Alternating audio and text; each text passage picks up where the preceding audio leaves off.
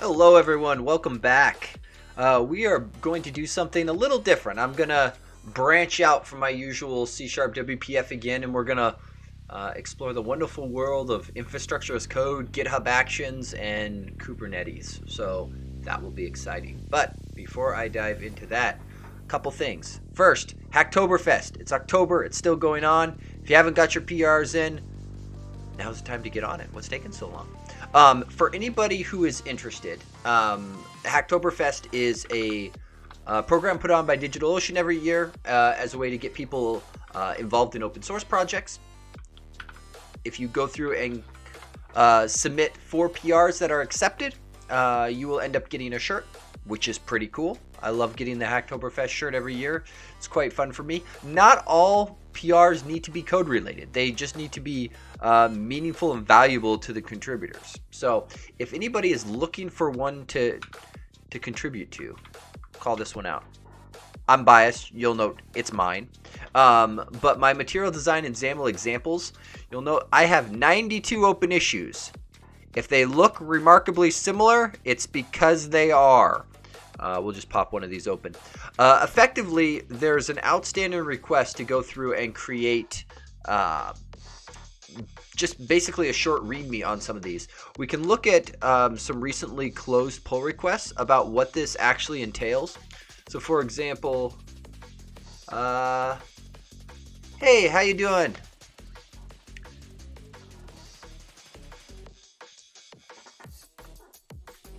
But the contributions for this are fairly simple. The intent here is really just to submit a README that can go through and show off what is actually in the project. So if you are able to go through and just parse through the code and read it and write it out, feel free to go through, and it's a quick and easy way to get your Hacktoberfest contributions put in. So, 1 second here.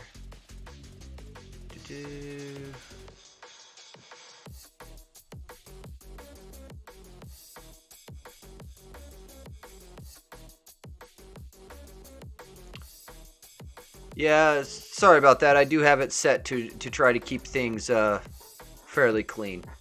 Okay, so tonight what I wanted to go through and look at is a bunch of stuff having to do with Kubernetes and deployment and whatnot. So I have a project here underneath this org called TunaWaffle.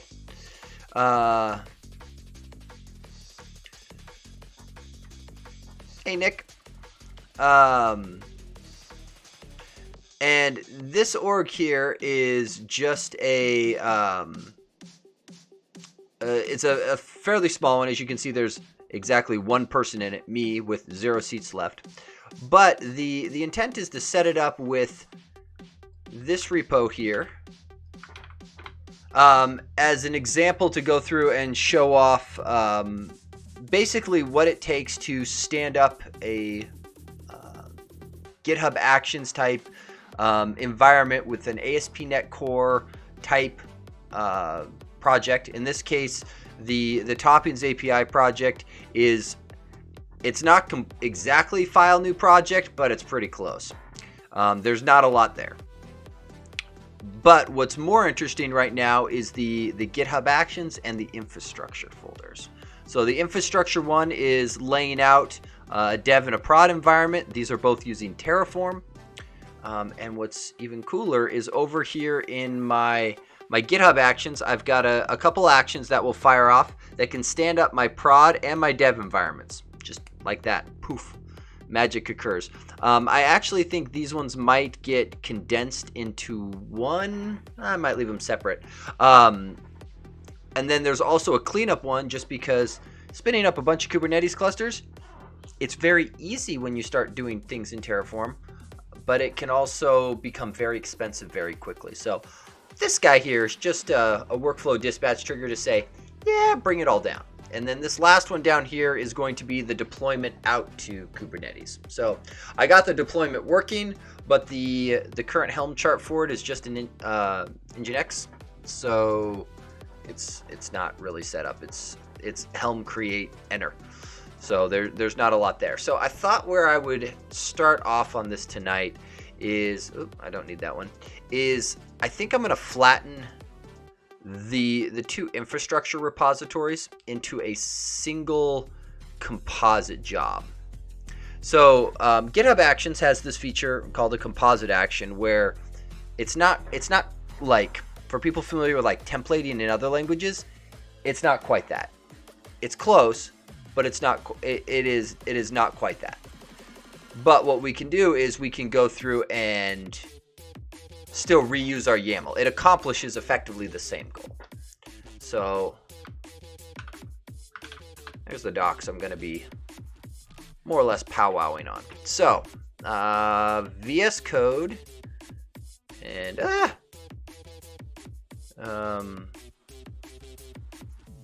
great. Thank you, VS Code, for doing all the things. Okay, so I don't actually need any of this at the moment. The other cool thing is I do already have it set up. There's a service principal out on an Azure subscription that I have. I've got all of the things plugged in as secrets. And actually, I'll show that off real quick too, because that's actually something worth noting. So out inside of here, because you'll note I have both a dev and a prod environment. And these could be completely separate Azure subscriptions if you wanted them to be. Technically on mine, they're both set to be the same, but they don't have to be. The important part is there's variables here that can be controlled per environment. So if they need to be separate, it's as simple as changing them.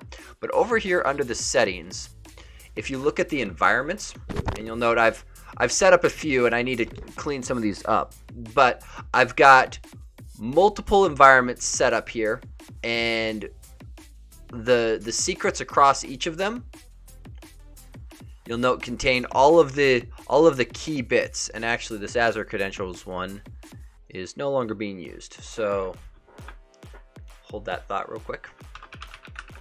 I'm intentionally not turning Karnak on tonight because I am very likely to be doing secret-y stuff and I just didn't want to deal with it. So if I do something and you are unsure what it is, just ask. Just ask. Should be easy. Okay, so let's start there. So we are going to start with some of these actions. The other thing that's worth noting, I'm not PRing into this thing. We're just going. We are straight up just committing right on in and cowboying these things in. Let me get Kraken going and see what exactly I've got sitting here, because I was playing with the Helm charts a bit ago. That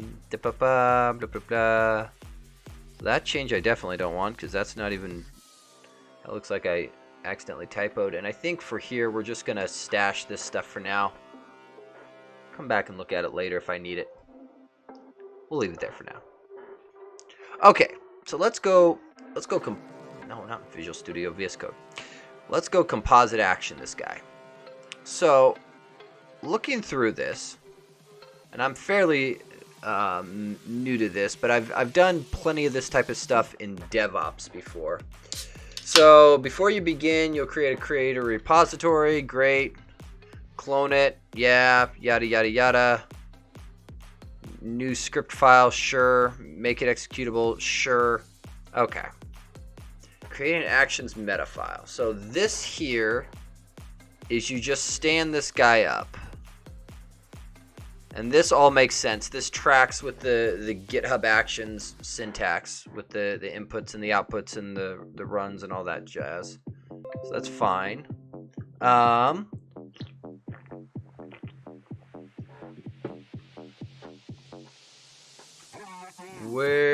Okay.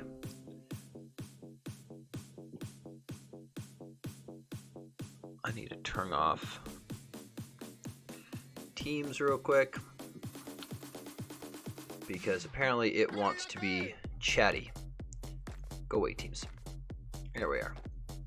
Okay, so we stand up this composite action in a metadata file. We push it, and then how do we consume it is my bigger question. Okay, so create a workflow file. Great. push it into the .github workflows directory, which makes sense. That's where you have to put your existing GitHub actions today in order to have them picked up. It's just a well-known directory. But replace actions with the repository and the tag you created. Ah.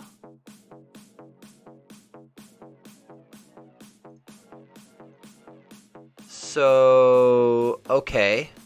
But what if I want it in the same repository? I don't really want to like be branching and tagging on this thing. Okay, so I'm missing something here. Blah blah blah. Commit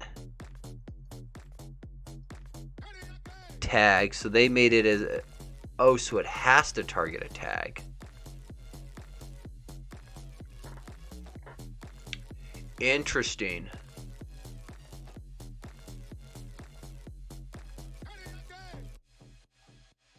Huh. That is interesting. So, I guess what we could do is we could... So we have to tag for versioning. Okay. I'm a little torn now on how I want to go about doing this. So, but replace actions, hello, composite actions. So this is, what is this? Repo name, file name, tag name. Repo, file, tag.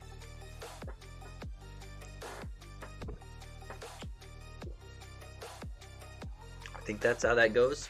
With the repository and tag you created, because this they expect to be named the same. Who to greet input with your name. Mona the Octocat, of course, naturally.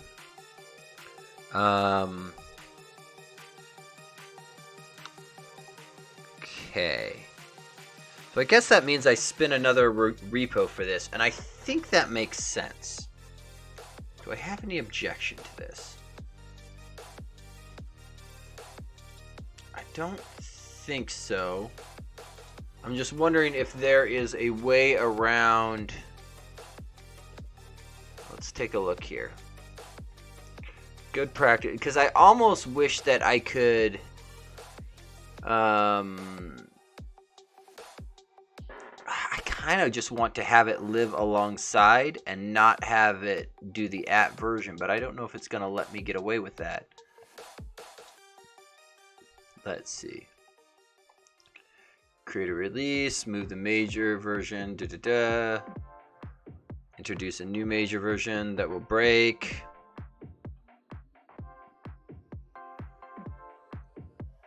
Okay. Using branches for release management. So this is almost what in Git what's called a ref spec. It's very close.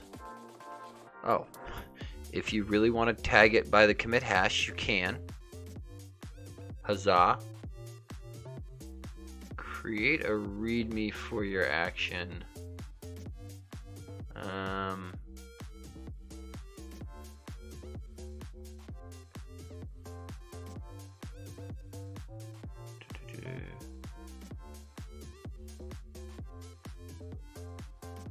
Okay, choosing a location. Yeah. Storing an action in its own repository makes it easier for the GitHub community, blah, blah, blah. This is designed for that. This is going to be specific to what I'm doing. And decouples the action. See, in this case, I kind of want that, though. You can store the action file in any location in your repository. Action, workflow, and application code in a single repository in the GitHub directory, for example, GitHub Actions. Oh, see, that's what I wanted. Choosing a location.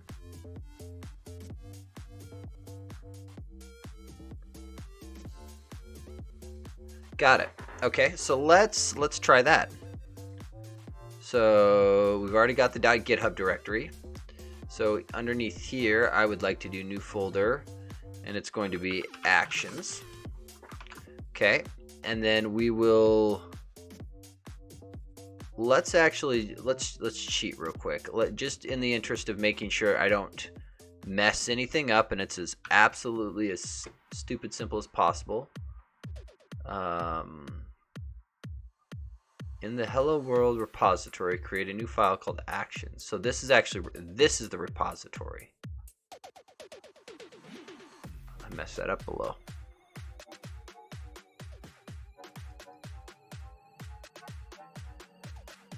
File/repository. Interesting. Okay. This is why I want an example, because this is confusing me. Or I'm just dense. It's possibly both. Okay, so how about action.yaml? And we're going to just drop in exactly the stuff that they have. Okay, and then we're going to do brand new. Actually, you know what? Let's just do this. New file, test.yaml. And we'll just paste this in, and we're going to throw away most of this stuff. So we're going to just do that. Oh, no, leave that. Get rid of the path filters. Don't need environment stuff, because I really just want to see this work first. So we're going to get fairly close to what they have.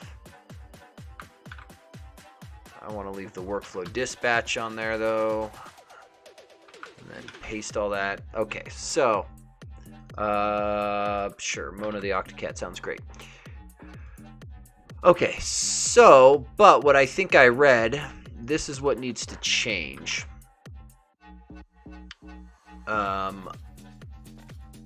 Was it action or actions that they named their file?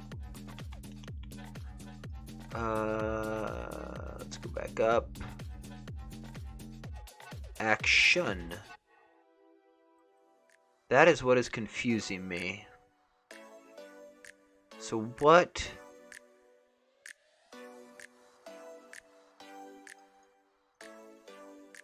uses? I am very confused as to how that looks it up.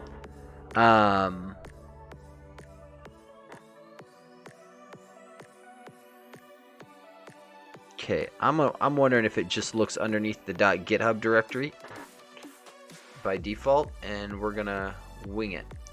Okay, into another repository replaced with the repository and tag you created. So, but in this case, it says if you want to do it in the same repository, you put it there. Makes sense. I understand the versioning, but we don't, in this case, I really don't want to, because the versioning is going to be coupled to the version of the code, and I'd kind of like to keep it that way. Okay. So, testing composite. Okay, so we're going to do that, we're going to do that, we're going to do that. And I think this becomes K8s demo.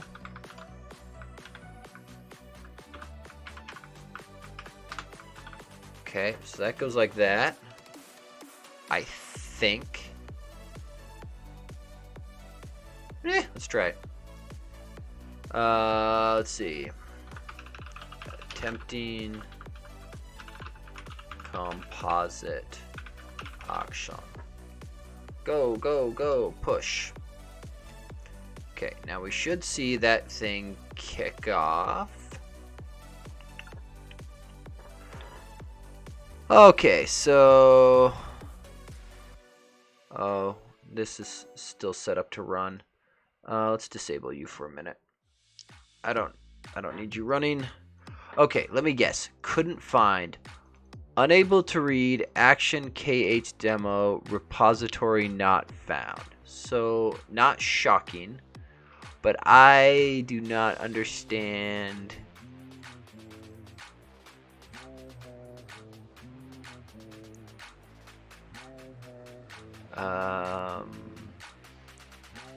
So I don't understand composite actions.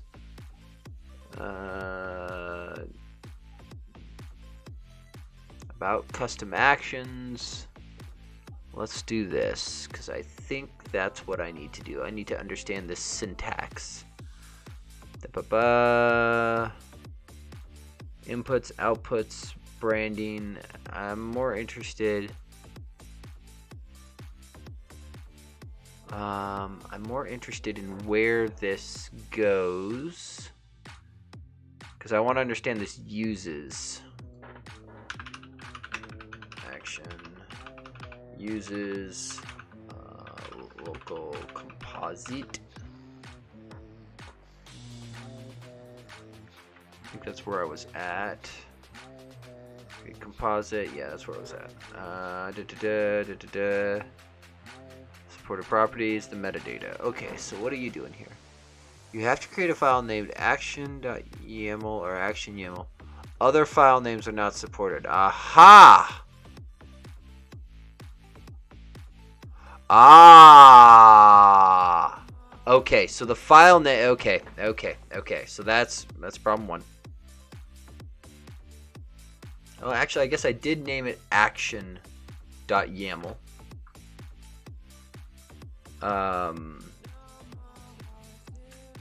But the folder name matters. So let's rename this to be infra.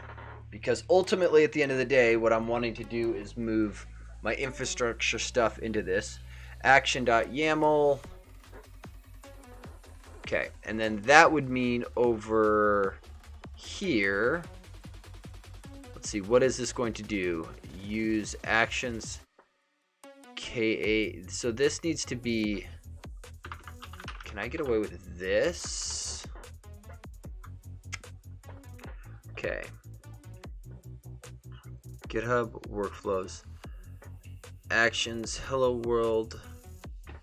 And I'm wondering if this is actually supposed to be infra.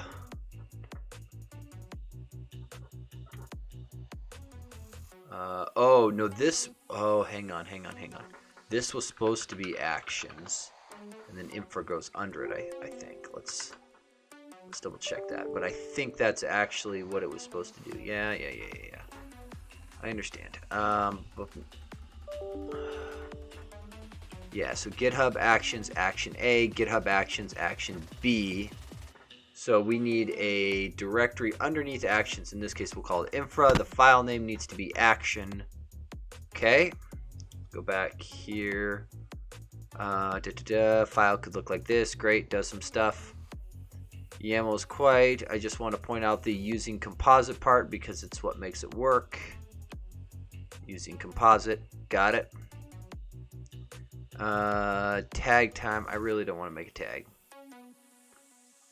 Using it here. And then this is... So, owner... What?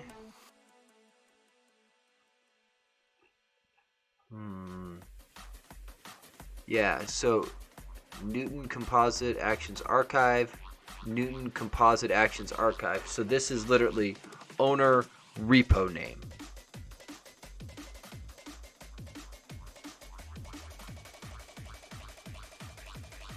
Ah, owner repo name. Okay, but then I have the width down here.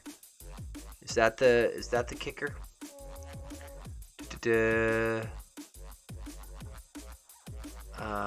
What is your destination whatever folder? I assume that must have been used up here as his input destination folder. Okay, got it. So how do it know when it's stored in the same repository?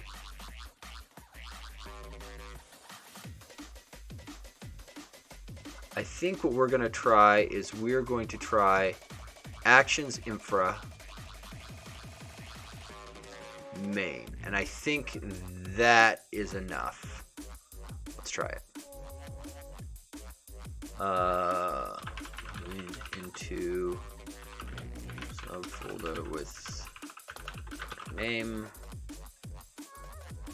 I think that'll do it, but we'll find out. One way to know for sure. The nice part is these things are fast to run, and there should only be one kicking off now because you're disabled. Boom. Ooh.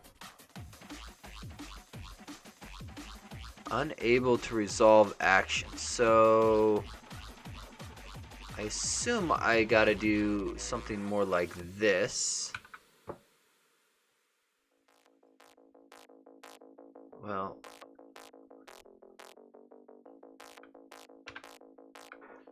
but I'm confused how it would know.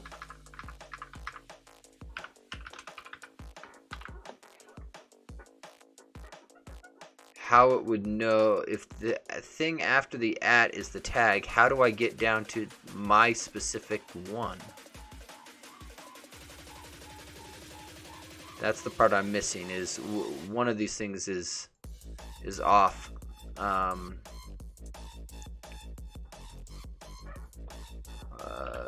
Testing with different repo. See if it picks it up there. It at least was happier with the structure that time around, so that's a plus in the right direction.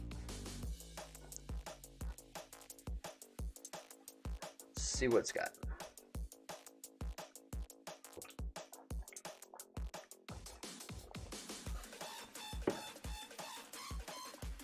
Oh.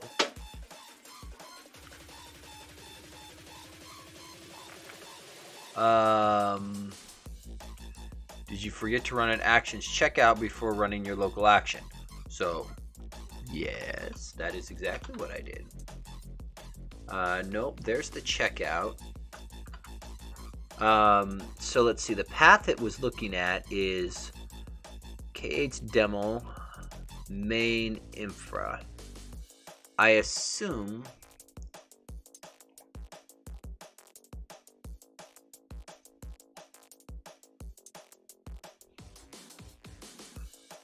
a job to say hello, but didn't that thing have a checkout action? Like right there?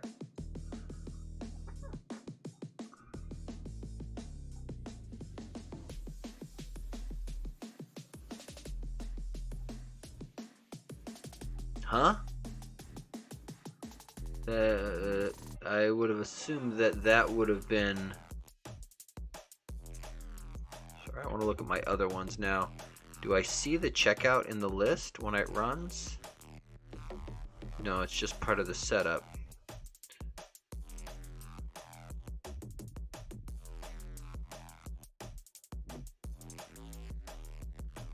So it runs setup to download the actions, but here we've got a.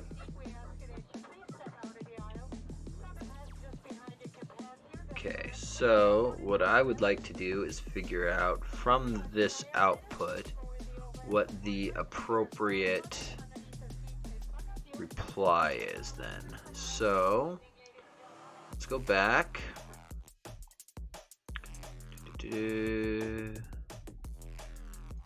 So download action repository. So it found this guy. And then it went /main/infra. Well, that's not correct. I wonder if I need to do GitHub/actions.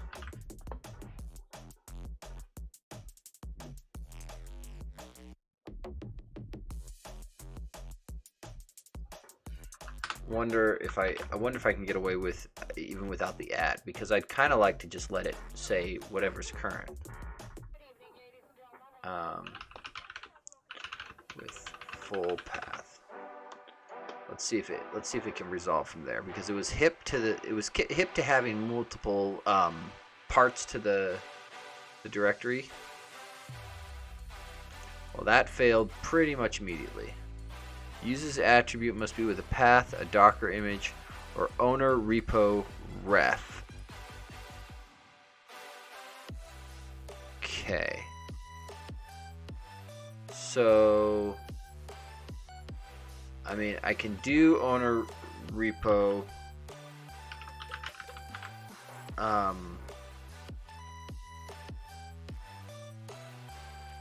I don't see the link between this and this. I mean, we'll try this. Just ref. Is there some magic going on here that I'm just missing? ID random number generator. That's just giving the step.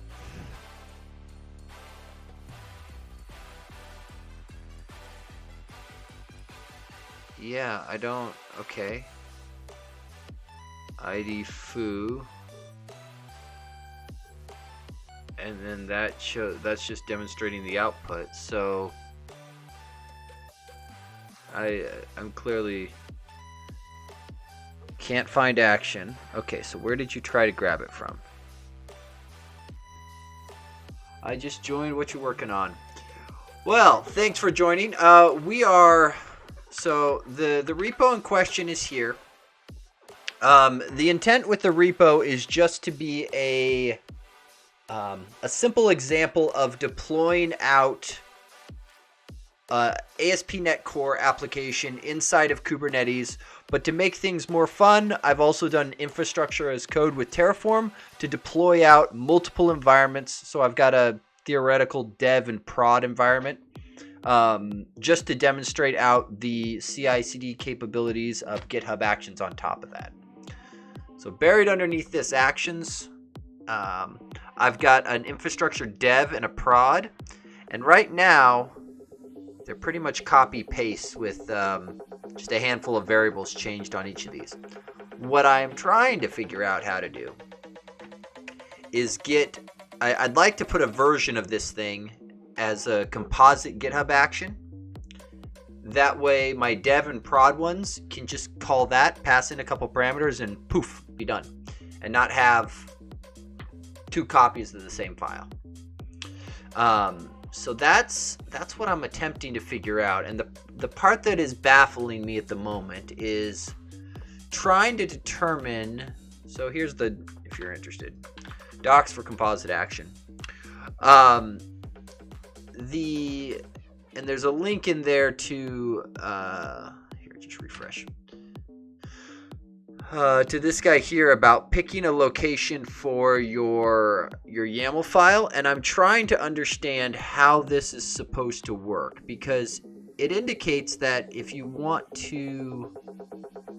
building an action that you don't plan to make public, you can store the action file in any location in your repository. If you plan to combine everything together, we recommend putting it in the GitHub/actions folder. Great. That's my use case here, is I am the second paragraph. And so I've got under my GitHub, we made an actions directory. There's an infra directory under that, and I've got actions.yaml. And the part that I'm still struggling with is, what do I declare here? It wants something. I'm just not sure what that something is, because it seems like I need to give it a subdirectory. The thing after the @ is effectively some git ref spec. So it can be a tag, a branch, a straight up commit hash. Great, that's fine. I can put it there. What I'm not understanding is how I get it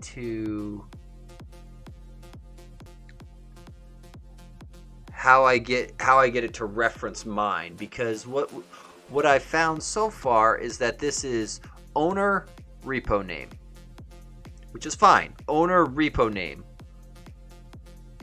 I wonder if it needs to be owner. What happened when I did owner repo /folder?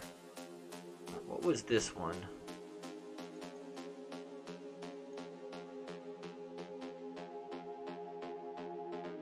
I wonder if this is actually supposed to be.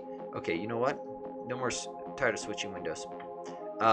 So, pro tip: when you're on a GitHub repo, press the period key, and especially for stuff like this, choose the look you want. We're going dark mode. Mark's done. Okay. Boom. Now I can just work on it right here. No more bouncing between windows. Okay, so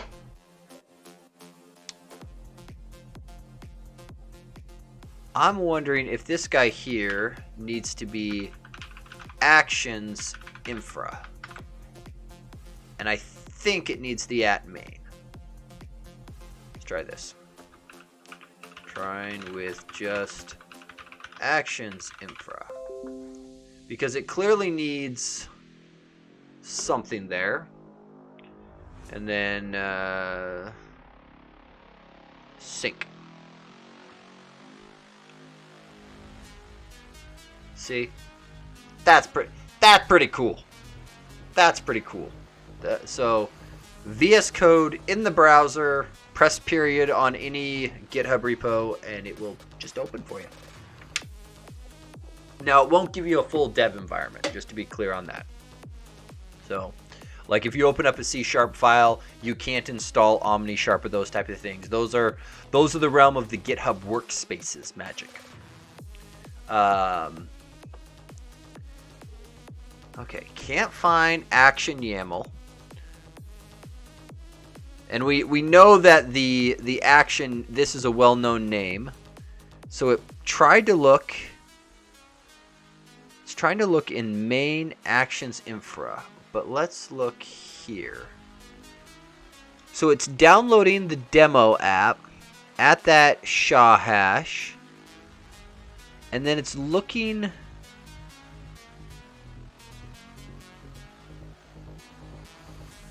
Doom. I assume this must be because that was the at that I told it to. I'm guessing, let me look at what the hash is. What is the hash? 149 CE2. 149 CE2. Okay, so that is the hash from the branch. So it must be checking it in there.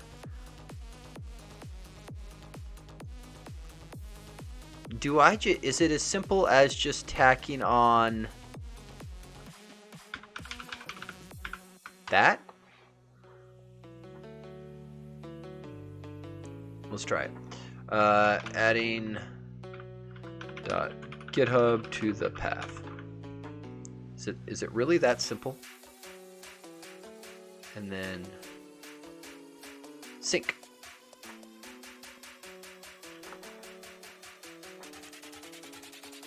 Oh, and for reference, the actions that we've done so far are legitimately just taking theirs. Okay, so it was happy. It was happy. It found the actions repository. It downloaded, and then it tried to run something. Run echo. Oh, it tried to run a goodbye sh from their demo, and I never created that file, so it blew up. Okay, perfect. But it ran. Okay, cool. Okay, so if that's the case, let's go back over here now. Boom. Okay, so I want to make this infra thing basically based on this. So we're gonna just copy paste maneuver here because I don't want to think too hard. So actually I should probably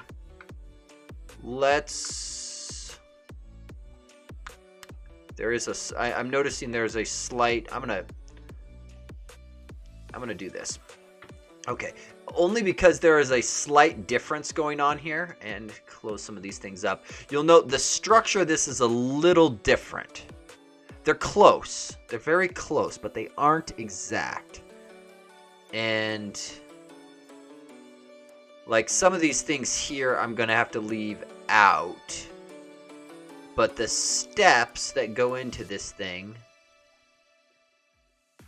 and actually, I think I might want to change this because I kind of want to do.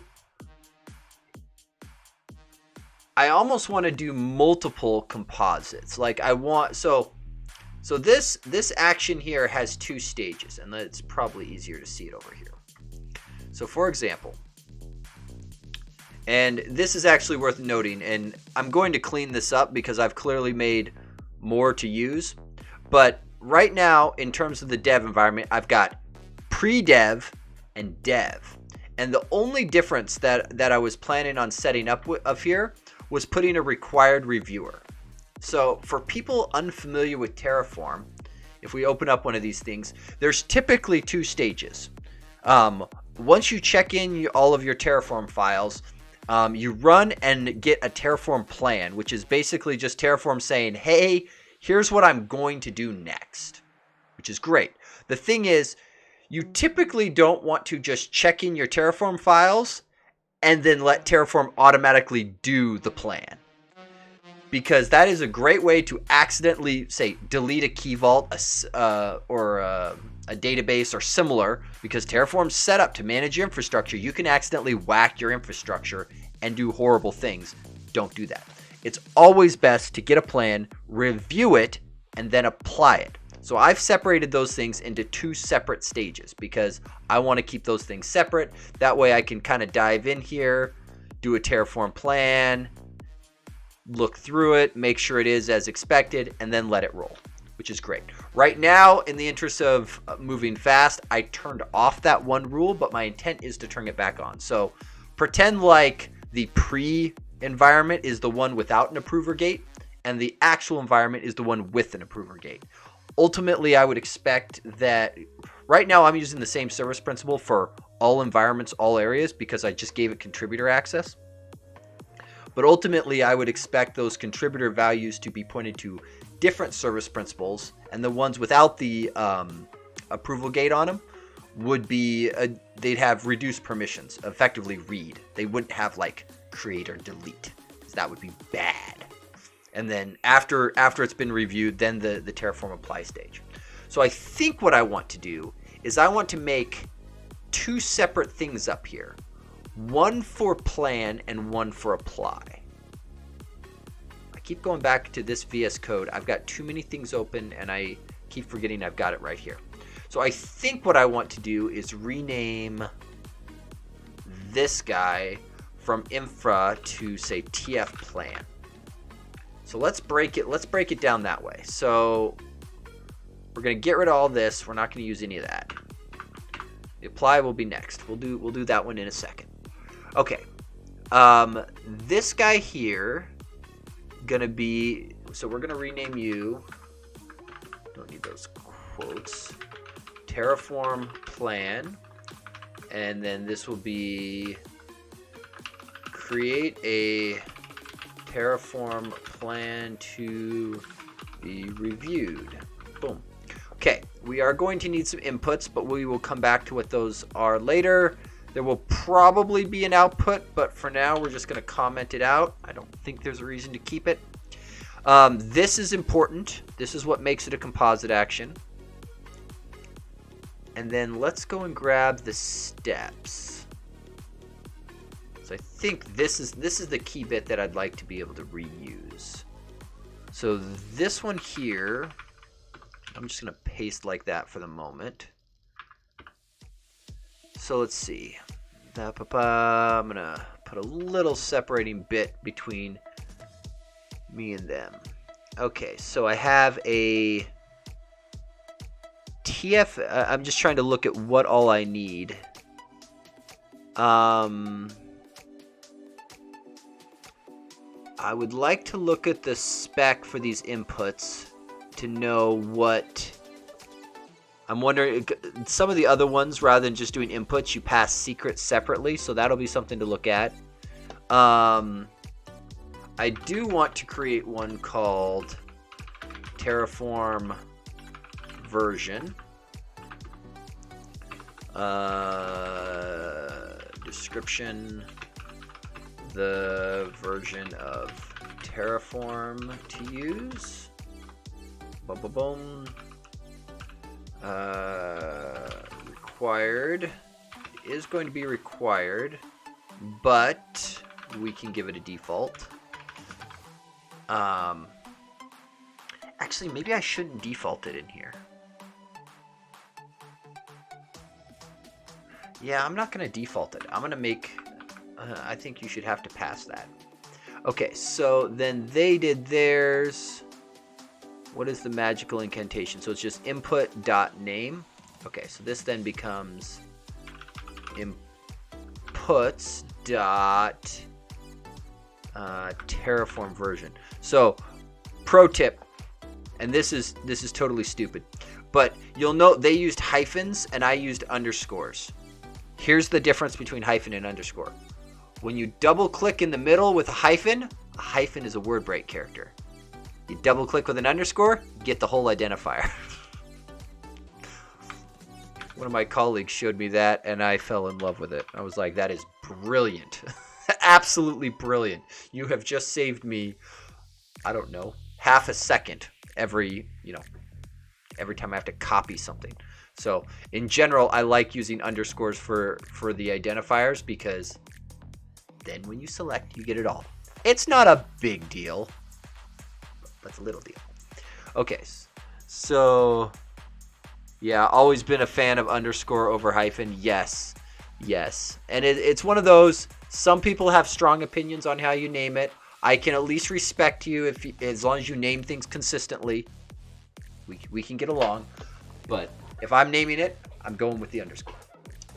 Okay, and so this, I think because we're keeping this in this repository, leaving it hard-coded to the path in is probably very reasonable. But I do need to get a Terraform environment name. So, and I wonder... I actually just use camel case nowadays. And that's perfectly fine. Camel case just looks funny in certain situations like YAML, where everything else is lowercase, because you can get away with like either camel case or Pascal case in a lot of spots. But it's one of those, when the language or framework kind of has a built-in naming pattern, even when they let you deviate, you can't deviate with their built-in stuff. So it's like, I like when everything looks the same. Usually the way I measure it is if people can't tell the difference between what I'm writing and framework code, it means I've gotten close enough that it looks like it might be something built in. So makes it useful. Okay, right. We were doing Terraform environment. So environment, and then description, the environment directory where the root of the Terraform scripts are located. Boom. Required true. Okay, so and then it was inputs. Does multi-cursor work? Oh, it does.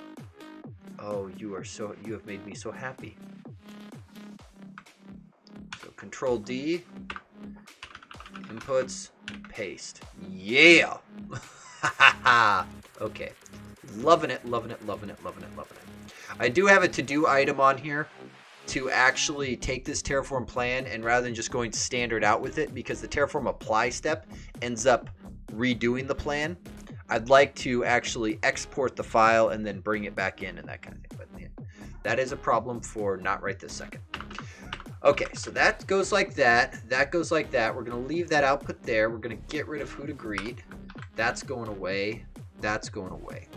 Okay, so we're going to delete permanently. Yep. And then we know that you need to be action.yaml. Okay.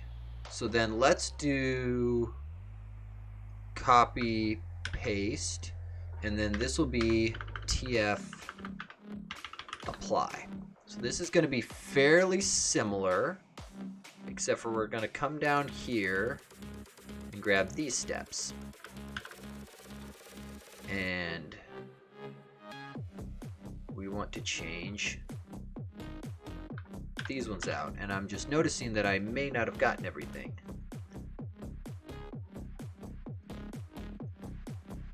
Oh, look at that.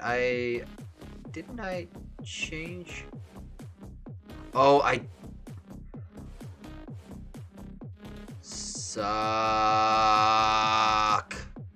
Wait. I didn't push. I still threw it away, but I've at least got this much. Grumble. Deleted the wrong file. That whole menu of... Oh, this is the wrong one. I don't want to grab that.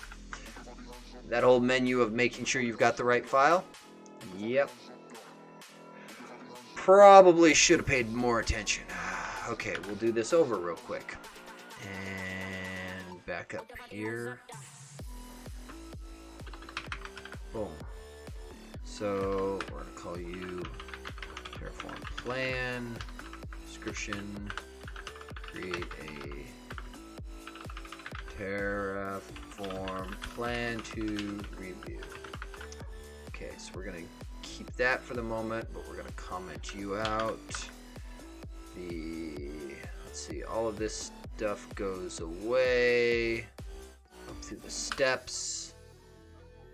We keep up through here, keep into there for the moment, but we're going to comment that at least as we sit. Let's see, we had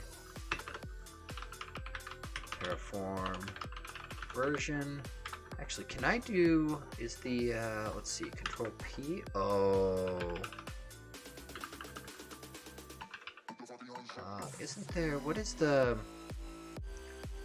wasn't it Control P for the,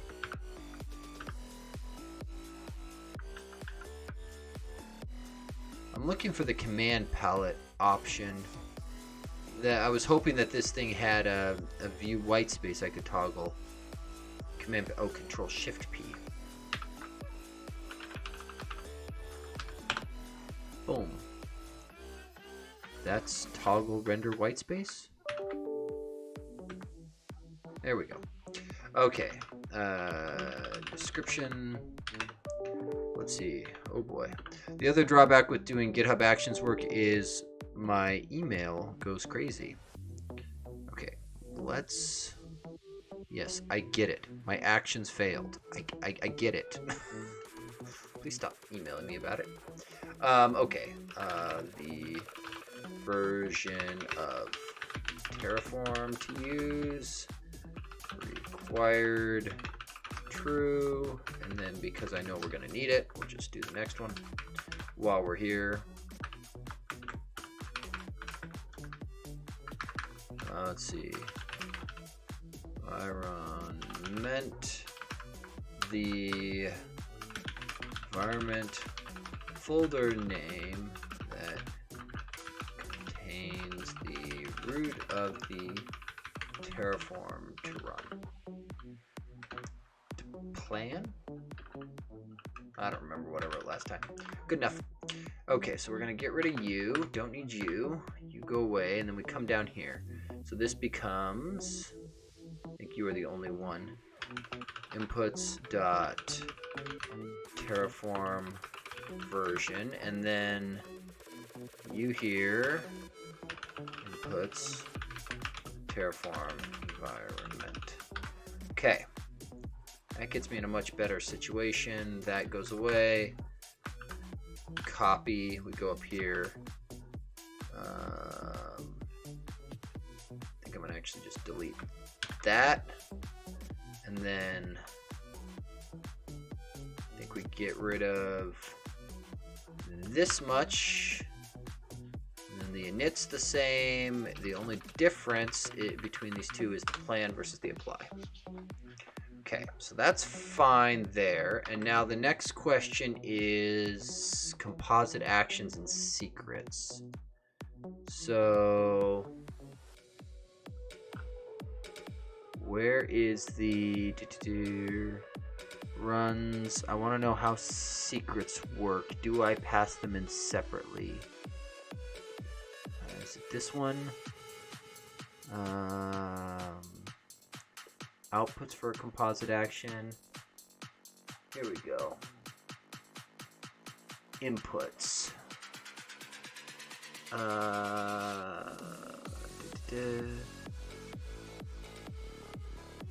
Puts description, default, deprecated message, outputs. I'm wondering if I just leave them as is and it picks them up based upon the calling environment, which is a possibility. I think that's how we're going to try it, and we're going to see what happens.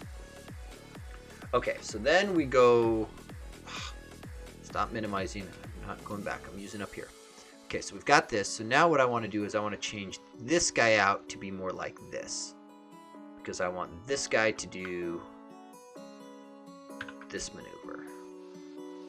So that means my dev bit should change to be here. And let's see. Nope, it's okay. So that gets, so I want this to be TF plan, and then we need to change this to be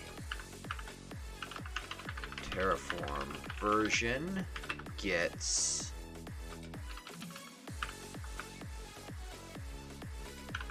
that, and then Terraform environment gets dev, because that just needs to line up to this folder name here. Okay, so that should eliminate the need for all of this. All of that goes away. And then we don't actually need a name for this. We could just go with uses. I'm kind of curious how that displays if I do just that.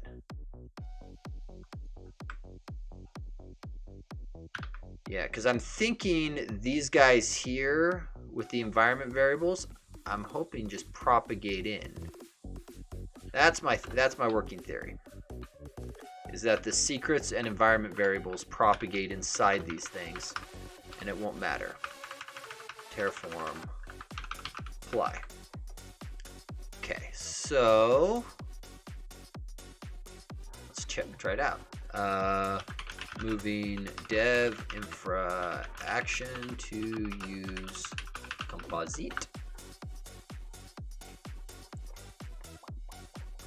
and then syncy, and then it just works the first time. Okay, so testing composite fired off again, whatever. We're gonna delete that. It was too much to ask for it to work on the first try.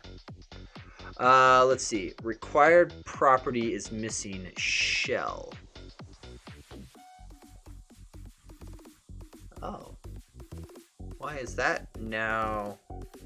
Unrecognized name value secret.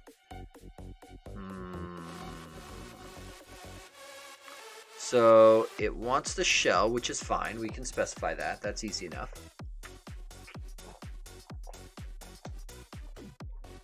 It's really not going to make that big of a difference.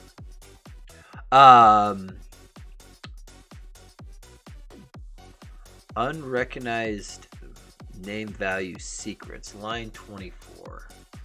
Let's just take a quick gander at this guy and make sure I'm clear on exactly why this is failing. So TF plan, line 24, TF plan action 24. So it's breaking on that.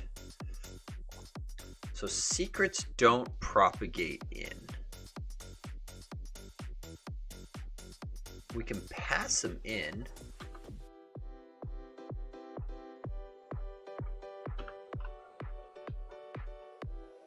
I'm wondering what the appropriate way is to do this.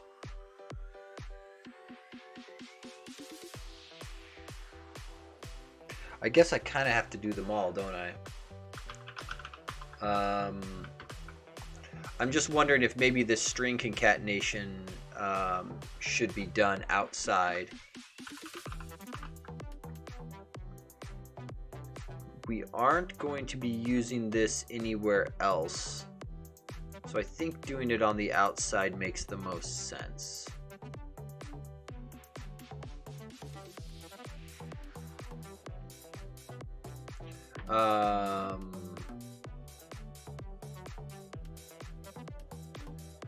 Just a quick search here, just to make sure that I'm clear. Secrets. I also want to know about environment variables. Let's see.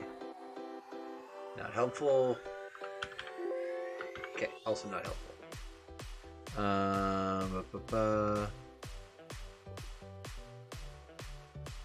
Encrypted secrets. Yeah, that's great. Composite step action.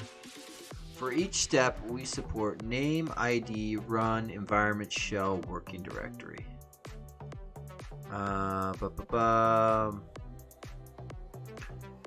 nest actions within actions. Multiple run steps in an action.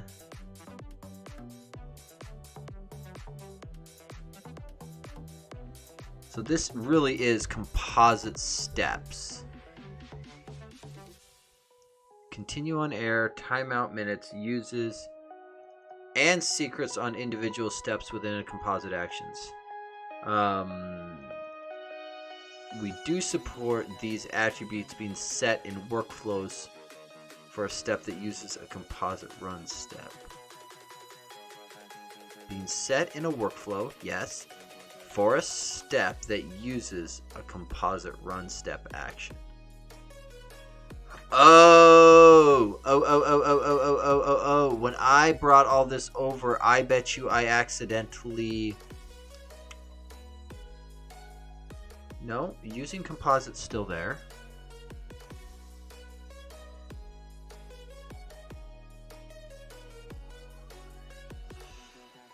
I don't see it, so we're going to Azure Creds.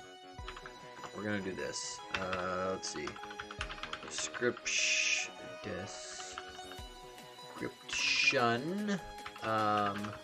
The credentials to use with Azure login. Required true. And then we're going to move this out, I think. So that's going to move into here.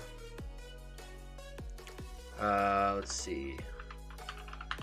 Azure creds. And that'll go like that. And I'll be curious what this does. Hopefully I'm not about to expose my secrets. And then get to go and cycle my service principal. That would be fun.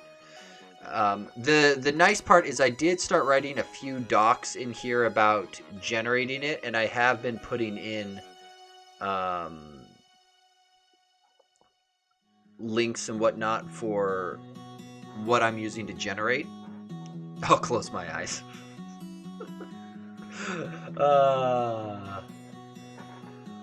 Yeah. It's okay. The first time I did an Azure stream, I think I exposed my secrets like 3 or 4 times. I got really good at cycling them by the end. It's like, yep. Well, we're gonna just go clear that out. Like, I even have a fancy button for it, even. So, like,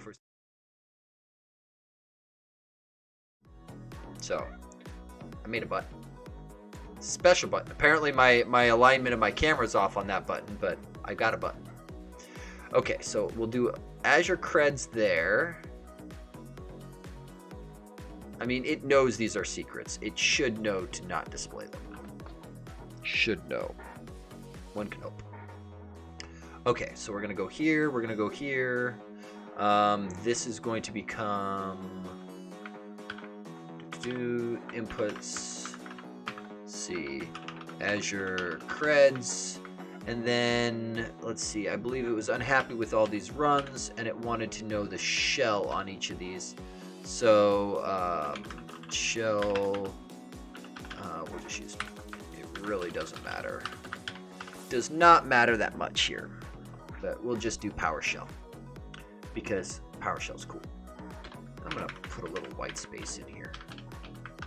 Put a little white space in here. Oh, on the note of annoying YAML and pipelines, there was awesome little tweet that I saw, and it looked like it was like a Microsoft hackathon or similar, but they posted this. This looks pretty cool. So if you want to watch it, yeah. Hack Week at Microsoft, DevOps YAML.net. It's based on this library here that, for me, it almost looked like something like, because Cake is a thing where you can write your build scripts in C#, which is great, but Cake is not pipeline specific. It's more around, I want to use like C# scripting type stuff to do my pipelines. This is a little different in that it's, I want to write C# and I want to get my pipeline YAML out of it. Or at least that's as I understood it, which was kind of cool. So you write something with IntelliSense and niceness and you get this out of it. I was like, that's pretty slick. That's pretty slick. So if you're interested, it looked pretty cool to me. Okay, so we've got that. We've got the shell. Was there anything else that last run yelled at me for? So I love how this one has an error. Okay, required property missing shell on 26 and 30. Oh, it's kind of hard to tell, but I'm going to assume that was probably here and here. Okay. Unrecognized name secrets. We think we fixed that. 26 and 30 repeated again for the missing shell, which is fine. Template is not valid. Unrecognized name secrets. Yada, yada, yada. Okay. So I think that probably fixes it. Adding shell, moving out secrets. Boom. And I would like to see a Terraform plan. That would be the goal. Come on. Come on. What's going on? What are you buzzing at me for? Sorry, my family is traveling and posting all kinds of stuff. Okay, so that I am going, while I'm thinking about it, this guy here, I'm just going to disable him for now because ultimately he's going to get deleted. So it's not going to matter much. Oh. Thinking. It's thinking about something. Oh, yeah. So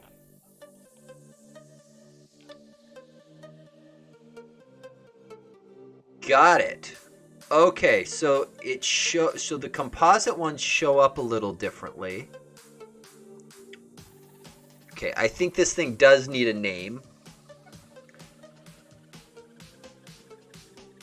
Man, I might have to think a little bit about if I want to break these things out even differently. For now, this is fine. This was the goal, is to get a composite action working, and this is what I would expect. So, on a Terraform plan, the most important thing to do is start at the bottom and note these numbers: 2 resources to add, 0 to change, 0 to destroy. In this case, my environment's down, so it's saying I'm going to create everything. Great, perfect. That's what I expect. Awesome. So we can see it's going to do a resource group in West US called demo dev. It's got a tag on it. Great, great, great. If I scroll up above it, we can see it's going to create a Kubernetes cluster for me. And it's going to specify a whole bunch of stuff.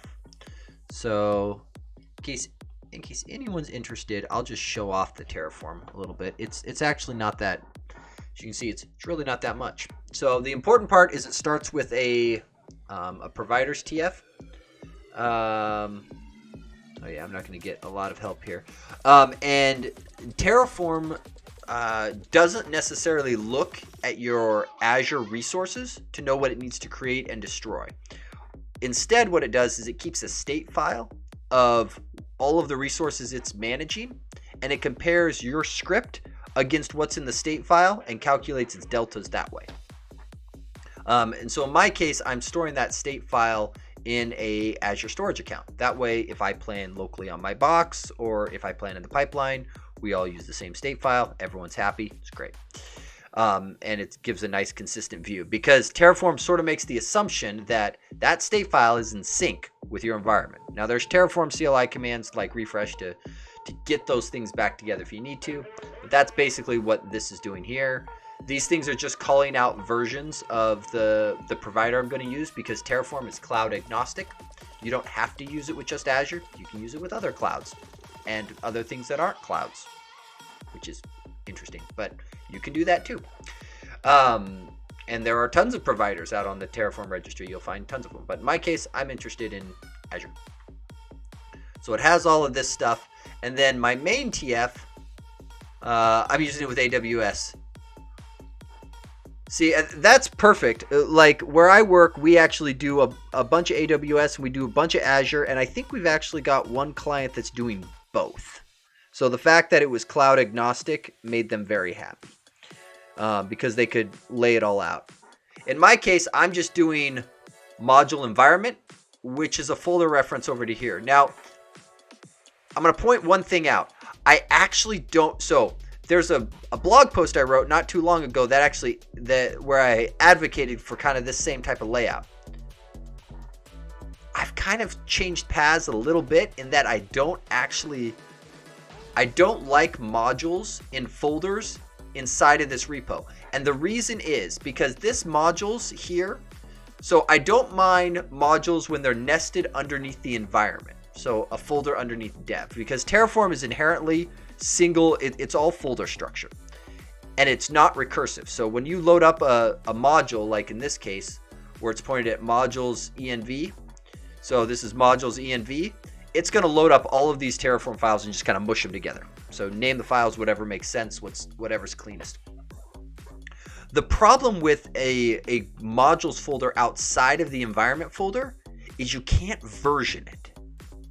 And what typically happens is you've got some infrastructure, because if you've got, like in this case here, I've got a dev and a prod. And what would likely happen in the future is at some point in time, there's going to be a new feature, a new change or whatever. I'd like to test it in dev and then move it to prod. The problem is I can't do that if both prod and dev share this code here in the middle. Because I could make the change and then just not deploy prod, and that could be okay, but now I'm blocking my prod deployment. So if a bug or something comes through where I've got to fix it, now I've got a problem. And that's not a great experience. So in light of that, there's actually, and let me see if I can find a link real quick. There is blog post, Terraform version modules git tags.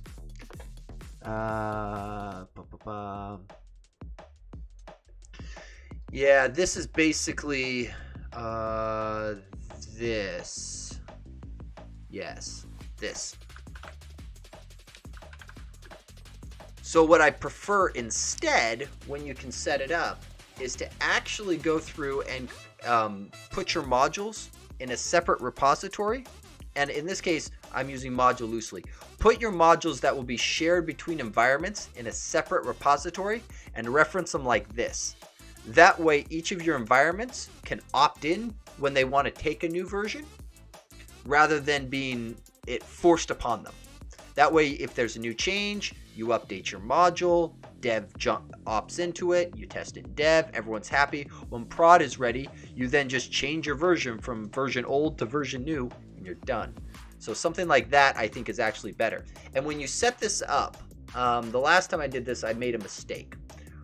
Because these are Git refs, or ref specs, and can point to anything, what I would actually advocate doing inside of your repo itself is making a separate branch per module. So for example, if you have an AKS module and then say a SQL module, right? Two type of resources that you might stand up, because I'm planning on adding SQL into this example. What you would end up doing then is having the module live at the root of the repo, because what Terraform ends up doing is cloning these things at this ref spec, and especially as you get a lot more modules added, it's just bloating everything Terraform downloads, even though it's only after one thing inside of that repository. So I think in this case, they might be separating it per repository, and that's just overkill. What you can actually do on this source here is something more akin to, let's see, module path. Oh, I put that in the wrong place, so I need to grab that. So you can do there, like that. I'm pretty sure that's the syntax. I might need to double check it, but the double / there is not a typo. It's intentional. So just be aware. So that would be the way I would set it up in the future. In this case, for this tiny project, I'm going to keep it all in one for now. Maybe I'll expand later, but this is a demo project. Sorry, Viper Pitch, when you say where, I might need some context. I said a lot of things, and I have trouble remembering what I've said myself.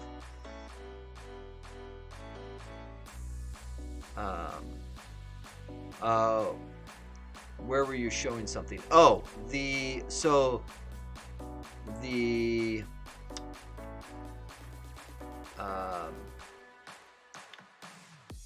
that where, when I was talking about the thing, that was in the Twitch chat. So if I do this button, so this path down here, and then specifically this double / here, I'm pretty sure this is where you do double /. I could be wrong on that. It might be up. No, it should be after the repo, because it should be repo URL double / relative path within that repo to the module * git ref spec in order for Git to download it correctly. So no, sorry, I was typing it on a different screen and did not clearly communicate that. But something like that would be how I would probably restructure it, because then if your tags, if every branch in your repository ends up being a separate module, you're going to end up with a fairly wide Git tree as things go up and down, which you'll trade the prettiness of your Git tree for Terraform downloading less data. And maybe you end up saying, I don't care if we download extra data. How big could this repository get? That's fine. That's up to you. Either one. It totally works putting them in one. Okay, so let's fix up the Terraform apply so that it... Nope, don't want that. So let's fix up that guy so that it works, because right now it's not.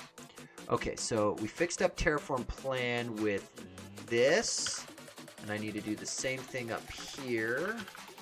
We're going to add in the Azure creds there, and then this is going to become, let's see, $ding ding inputs, Azure creds, boom, something like that. And then I'm going to just put the white space back in, just because, I don't know, I feel like it looks prettier. So it is worth noting that this Terraform apply is actually regenerating the plan. I've got an item on my to-do list to make it share the plan from one to the other, but it was like, this works. This works.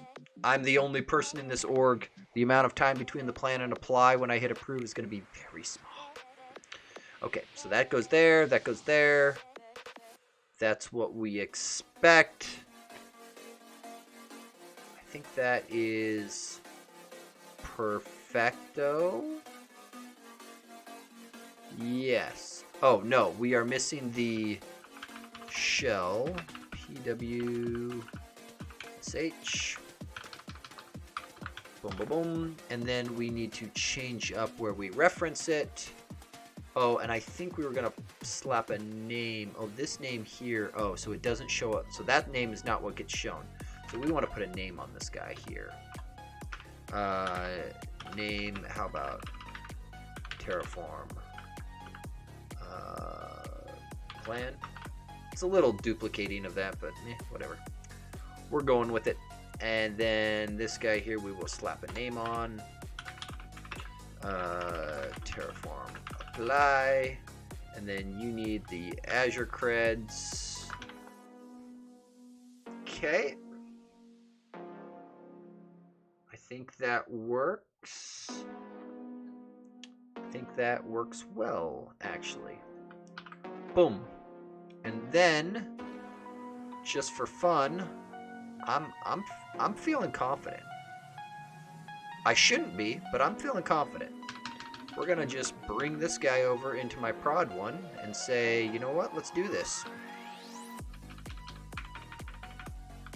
Boom. Terraform plan, environment prod. Everything else should remain the same because my environment variables are the same for each of these. Come over here. Boom, boom. Come in here. Boom. And then this becomes prod. And I'm thinking I might just real quick, we're going to go put those environment approval gates on before this kicks off. So, prod, required approvers, me, because we're going to do that. And then environments, dev, required reviewers. Nope, I know my own GitHub ID. Boom. So, worth noting, I do intend to split this up because I want separate quote-unquote GitHub environments, even though I only intend to have a few actual like Azure environments. But I want different protection rules based upon whether I'm deploying my infrastructure or my app. And so to get that behavior, I believe these are the ones that I need.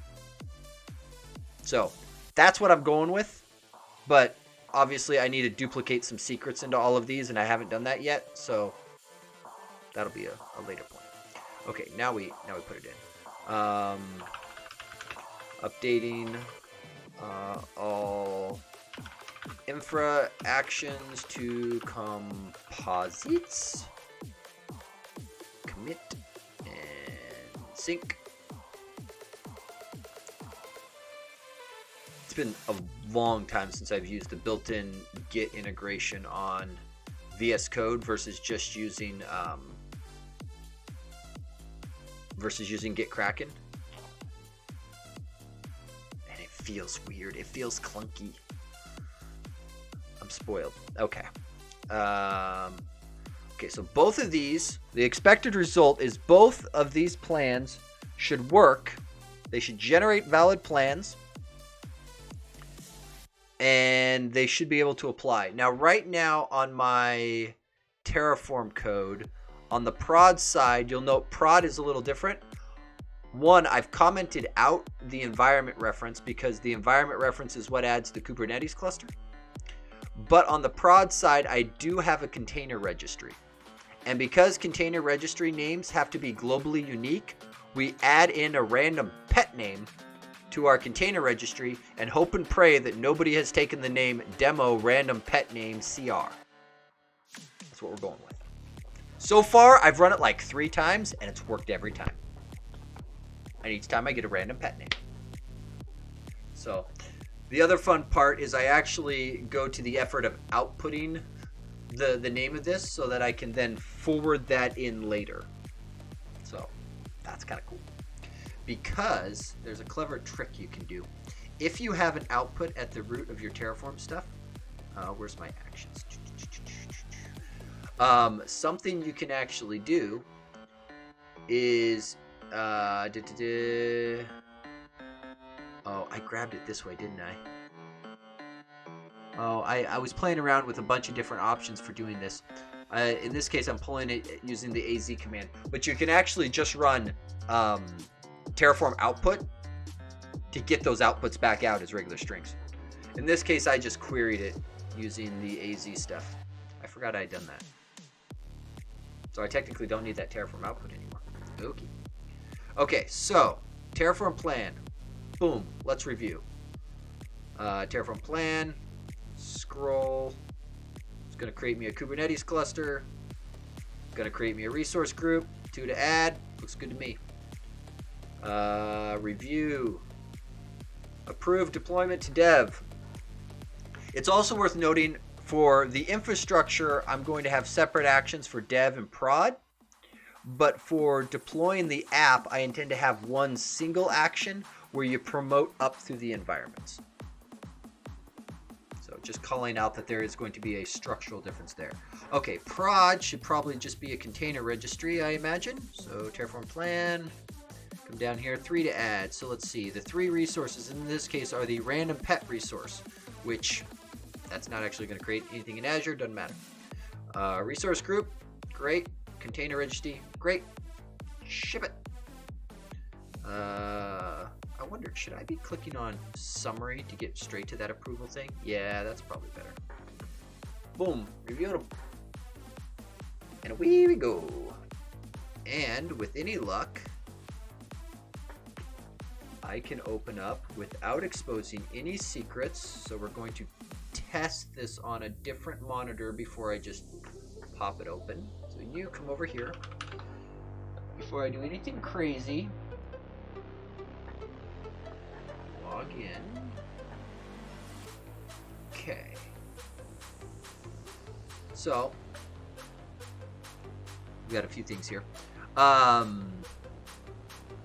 So just to tease people a little bit, there is a blog post coming out that I wrote on using GitKraken boards to tweet.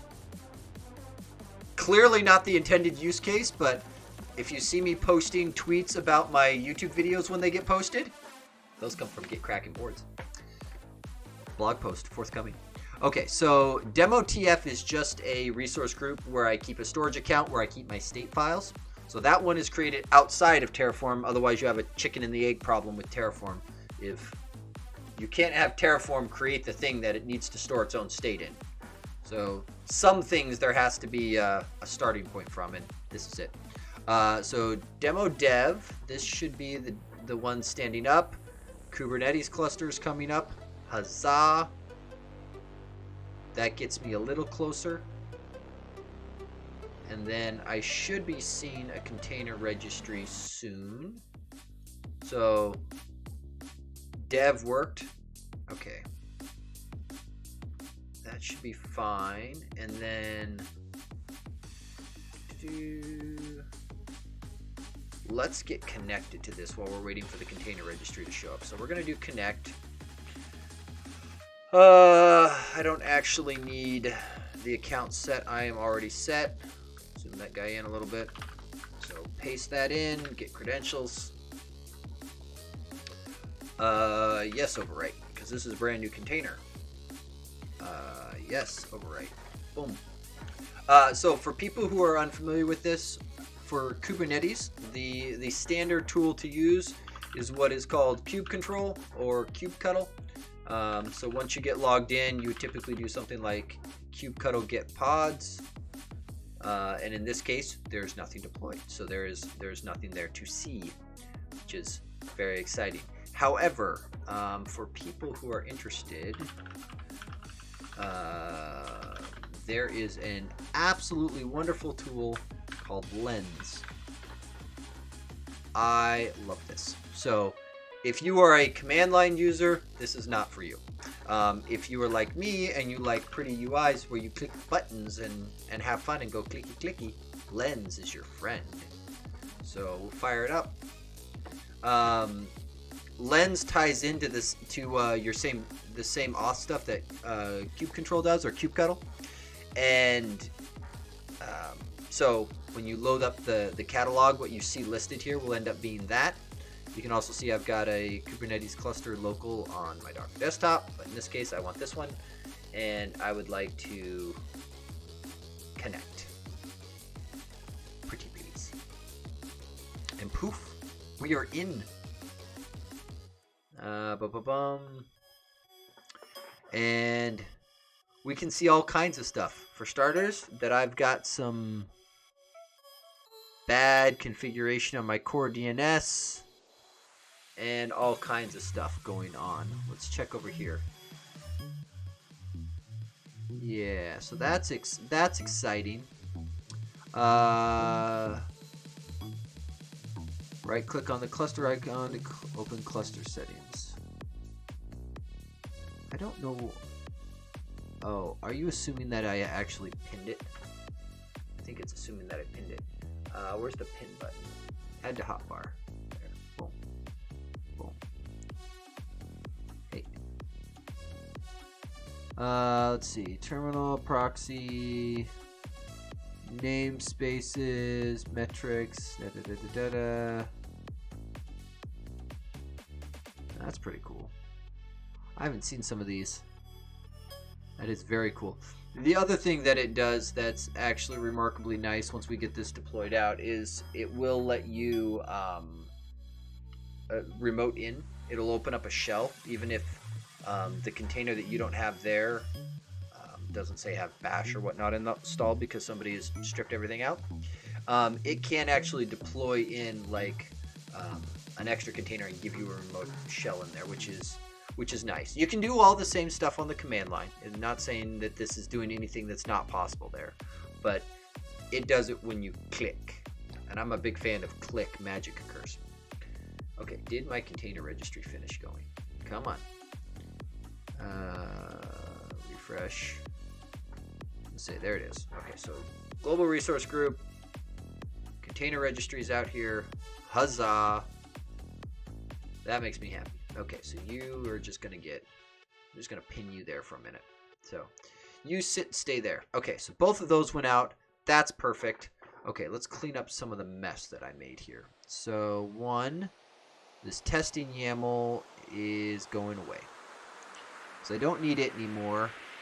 I'm gonna leave this as is.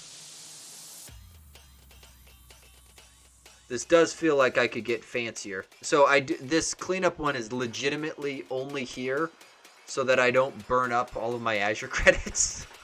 And when I'm done, I just run the pipeline and it brings it all down. So nothing is permanent. Okay, so we're going to leave that there.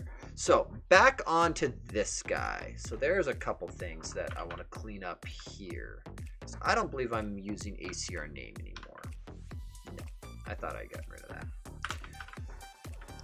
Okay, so this is this pipeline here is all about building up the Docker image for our ASP.NET Core app and pushing it out.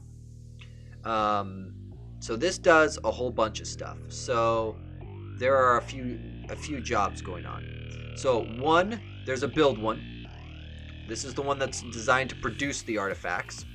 So at the end of the day, the key things that this is doing, and I should probably pull this into its own step. Rather, the fact that I have an "and" in the name is probably an indication that I've put too much here. This just builds out the Docker image, pushes it up. This does the Helm chart, pushes it up, and then for the deploy, this thing reaches out, logs into the Kubernetes cluster, goes through, logs into the ACR for Helm, downloads the chart, installs the chart. Bob's your uncle. Let's run this here. Let's see. Removing dead code. That's fine. Boom. Submit. Go. The other nice thing that I have done is I have tried to be mildly intelligent about paths and paths to ignore, because you'll note every time I push, not all my actions kick off at the same time, which is highly convenient. Though apparently this one I disabled it earlier and that is not going to work. So we're just going to manually run it.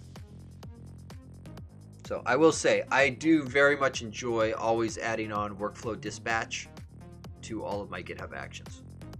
This is the I click button and it runs trigger.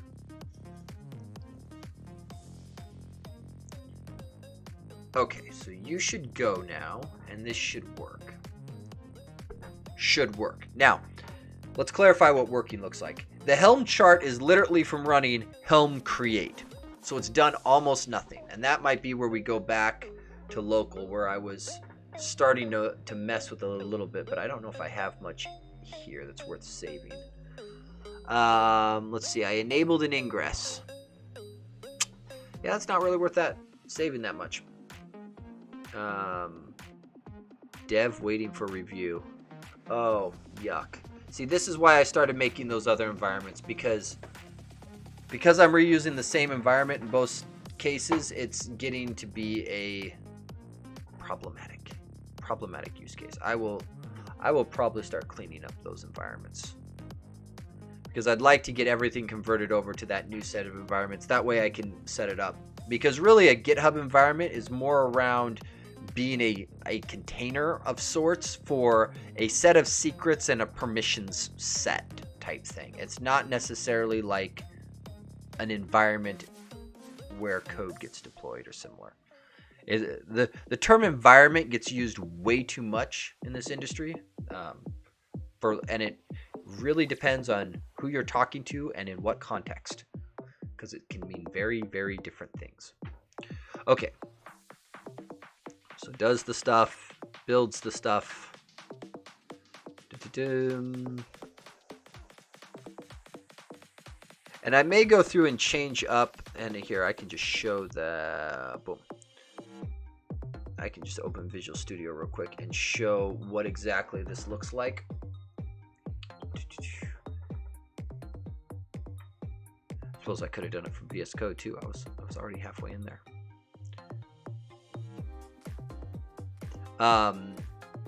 So if we collapse. So if we look at the API in here right now, I basically did file new project and said, yeah, give me containerization support, and it gen this up.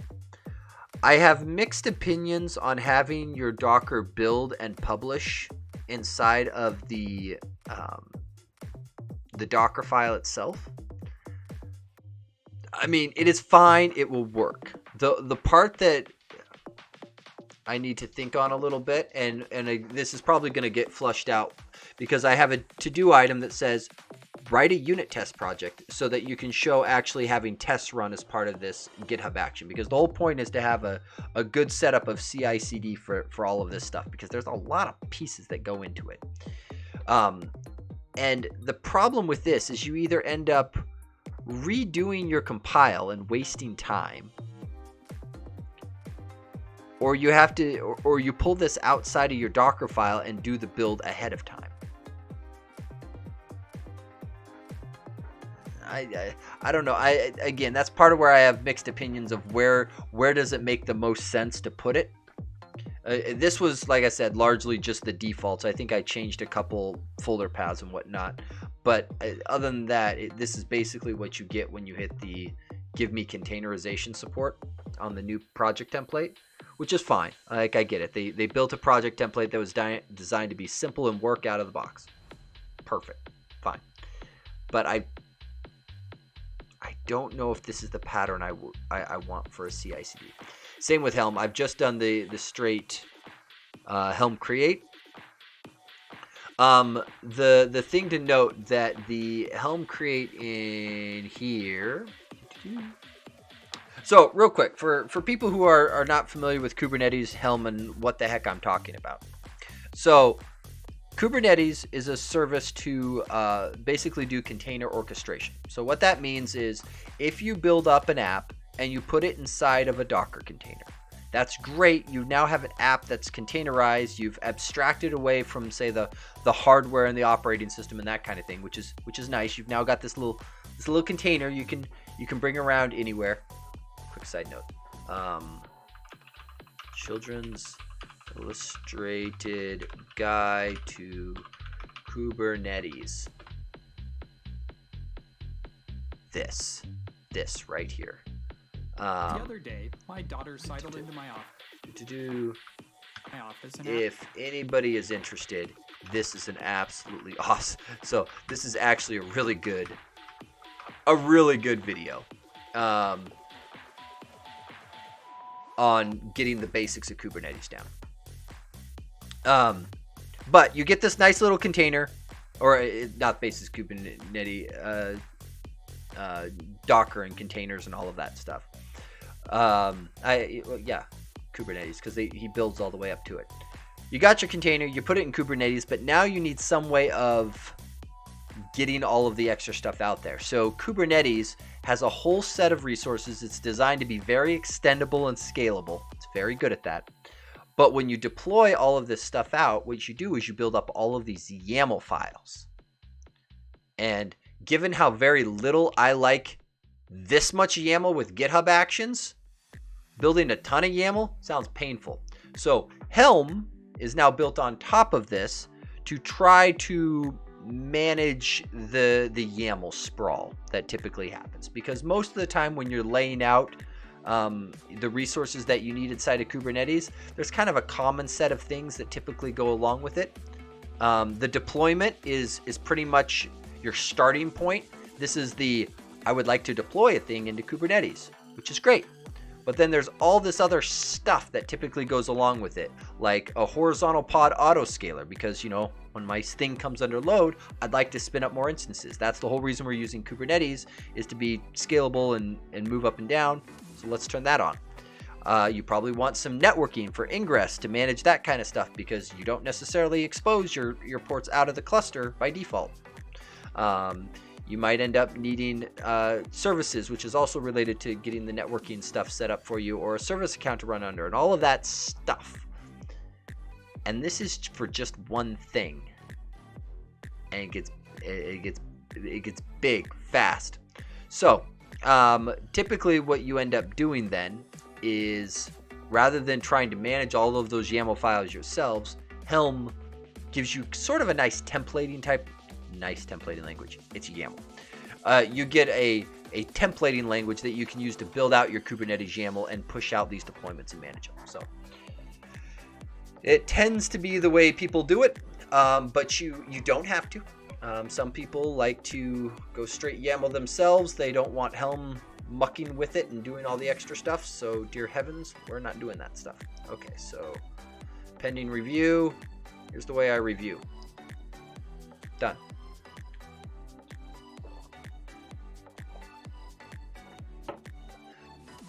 And the only reason that both of these stages prompted me for review, let me talk about this for just a second, because this is the reason why I want to separate out those environments, is because for each of my jobs in here,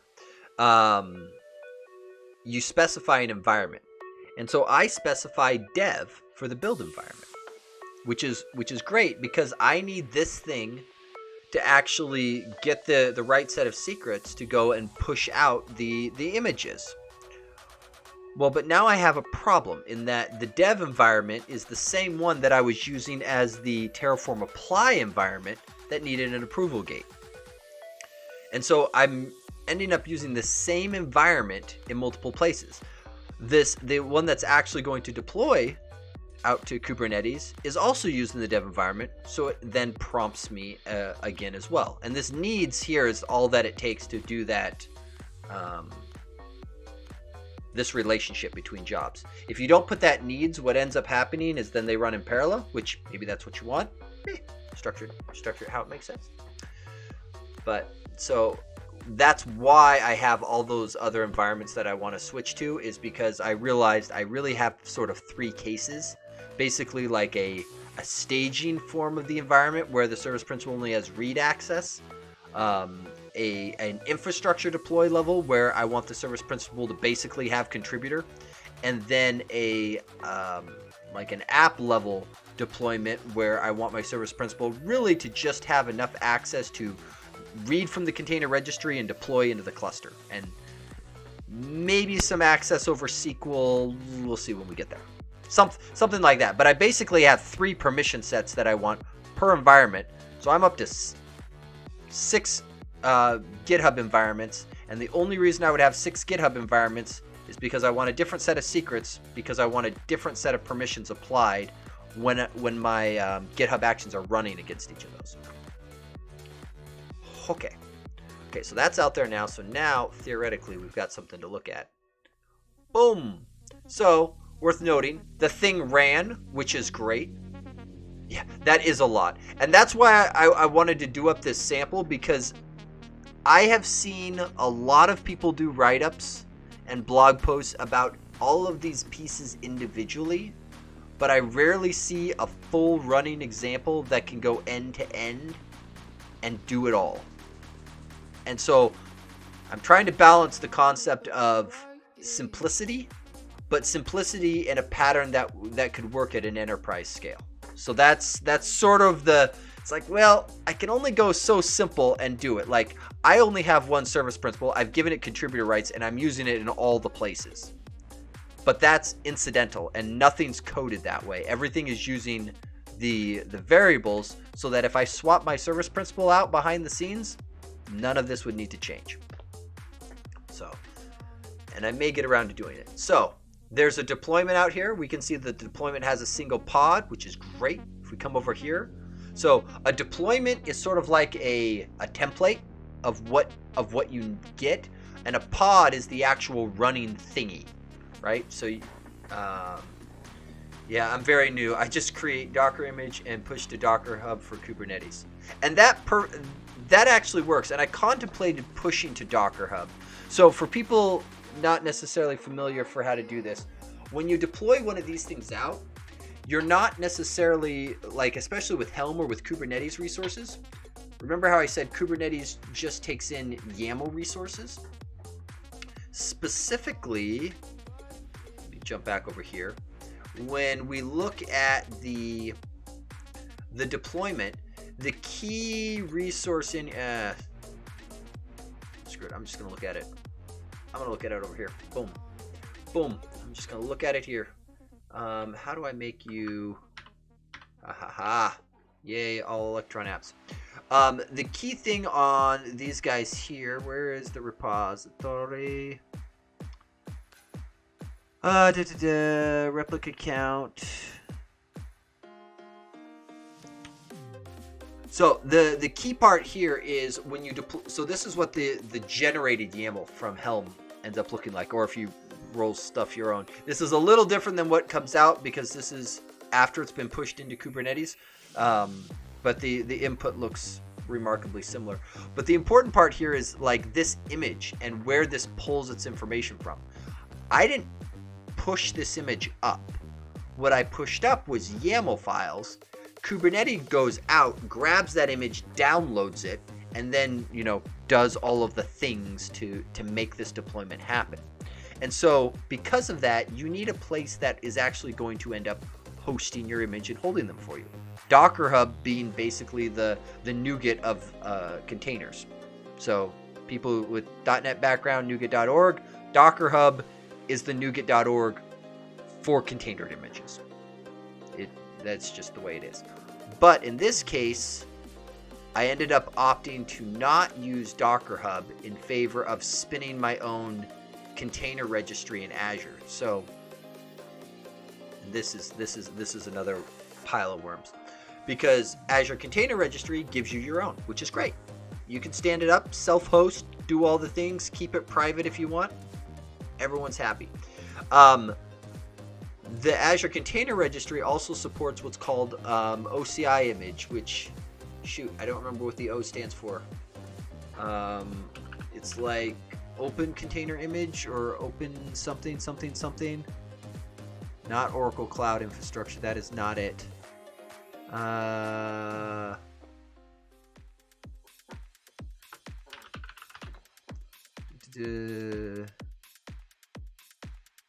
Open containers.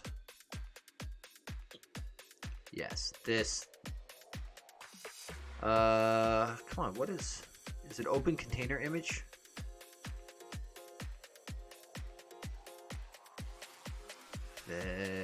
People did not define your acronyms. I think it's open container image. Regardless, this is, so a lot of this tech is fairly new, so let's just keep that in mind. It's basically a standardized spec for how do we share this kind of stuff, and it's a the OCI format is fairly open, where you can put a lot of kind of different stuff in there, just like how a NuGet package is just a fancy zip file. An OCI is pretty open, where you can put just about anything you want in it, including I can put my Helm charts in it. I can put my Docker images in it, and that's pretty cool. So I can deploy these things out. So this, when I push those things up from my pipeline, that's where they're going. That's how it's working. But the next goal is going to be to change out where Kubernetes grabs that image from. So rather than grabbing an Nginx image from Docker Hub, I would like it to grab my Toppings API from my ACR, which would then get that deployed out. The other thing that needs to happen is right now I don't believe I set up any sort of networking. Yeah, so there's no ingress. There is a service with a cluster IP, but that is not going to get exposed for me. Yeah, so I've got an internal IP address, but I don't have anything external. So we would need to actually expose that information so that we could actually hit the cluster and see it. So Nginx is just used as the default image because it's a small, simple image that gives you a web page when you hit it. So that's cool. Oh, and actually here, something else worth noting. So inside of here, if you go into your pod and click on it, 2 key buttons to know about. So you click on the pod you care about, pod logs, and it's just going to tail the logs for you. So this is the equivalent of the kubectl logs command, but rather than having to like remember to type namespaces and all that jazz, you just get this, which is great.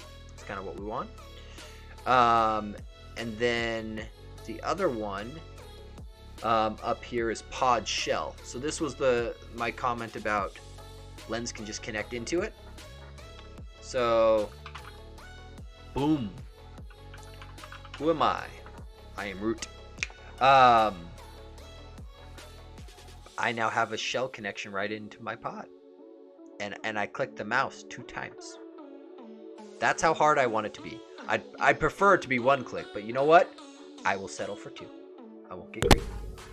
Not gonna get greedy. Okay, so let's go and deploy out some more stuff. So I'm gonna just close Visual Studio. We've been doing this in VS Code in the browser. Might as well keep going with that. Hasn't steered me wrong yet. Okay, so inside of Helm, you'll note, and we can kind of just start to reason through this stuff when it's building things up, is we've got these conditions here. The other thing to note is these little minuses next to the curly braces. These things denote whether the Helm like meta tags are going to consume white space or not, because we're generating YAML files. That actually matters sometimes if you put a tag in, whether it's going to consume the white space in the new line at the end or not, and that kind of thing. So when you see these minuses, what that's denoting is it's going to be slurping up the white space and subtracting it is the way I usually think of it. It subtracts the white space out. So in this case, what we can see is that at the root of our values file, or the root of the values for this, if the ingress enabled flag is set, it's going to deploy an ingress for us. So if we go here, again, default YAML, and you can see here's the repository and the pull policy and whatnot. So like Kubernetes is fairly smart. It'll only pull the image if not present. But if you want to be a little more, like for example, you're pushing to your own container registry and you're doing bad things where you're like pushing the same version multiple times and you're like always pull, you can change that out and whatnot. So, but in our case, we're going hunting for ingress. So enabled true. And I think that should be all it's going to take. I think that's all it's going to take to get us to get us to something that we can actually contact, because I don't actually care about my Toppings API. I was going to check the port numbers on it, but I just realized that doesn't matter. Yeah, so we're just going to do that. So this guy here, enable ingress, and actually here's what we're going to do real quick, because I don't want to have to environments, dev environment, turn off the protection.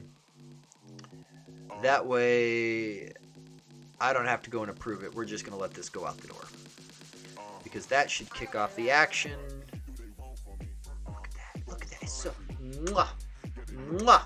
It just works, which is how it should be. Like, I will say this, CI/CD can be a pain to set up, but it feels absolutely amazing when it's working. It's like magic. You've got all these little minions doing your bidding. It's wonderful. Okay, so I don't think we need composite action stuff anymore. We kind of solved those problems. Don't need that. Okay, so what I really want is Helm, ACR. No, we'll just go with that. Because I don't remember. I don't remember what. I remember seeing the. Yeah, something like this. Ah, yes, this was one of the ones I came across before. And actually, I've read through this thing multiple times. This is a very worthwhile read. One thing I will call out too that I got tripped up on while I was working on this. Helm just released version 3.7.0. Because pushing OCI or Helm charts as OCI to OCI repositories is still considered a beta feature. In the pipeline, there is an environment flag that is being set. Where is it? Where is it? Helm experimental OCI is being set to 1. So be aware that is being set to 1 at the top. It is somewhat so because of that, when Helm 3.7 dropped, it changed the Helm CLI commands for pushing and pulling charts to OCI repositories. That broke pretty much everyone's documentation, which is great. So just be aware that if you grab the latest version of Helm, like what this is using, the commands are different. You can look at the you'll if you look at other people's documentation, you'll see Helm space chart. If you see that, they're running Helm 3.6 or earlier. If you see Helm package and Helm push directly instead, they're running 3.7. Okay, so this one we are probably going to end up seeing the same commands on, I would imagine. So he does Helm create. So in his case, he's got both an API and an app service that he's deploying out. So 2 deployable images. Great. But even though he's got 2 deployable images, he's creating a single Helm chart for both. Just to be clear, I've read this before. Updating the chart, image pull secrets. Because all he did was he did Helm create twice and then nested them.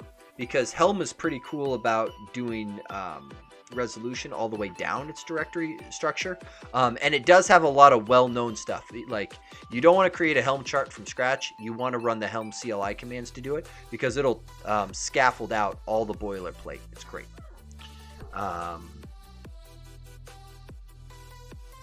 So this guy here, this is what I'm not sure of. I'm pretty sure this is not what I want. In my case, I'm pretty sure what I actually want, and I think it just gives it to me here, doesn't it? No, it doesn't. But I'm pretty sure for my repository, what I'm going to want to do is this slash repository name. I'm pretty sure that's what I want. So I think, don't know this for certain, but I'm pretty sure what I want is this slash repository name, which is going to be, and specifically repository name of my Docker image. I'm not actually, like, technically I'm pushing my Helm charts up and then pulling them down to apply them. I could skip that whole process, but I do like just keeping them here as an archive, if nothing else. I think that's what I want there. You'll see here in a minute. Once that action deploys out, my ingress failed. What did you fail on? Helm install. Cannot reuse a name that is already...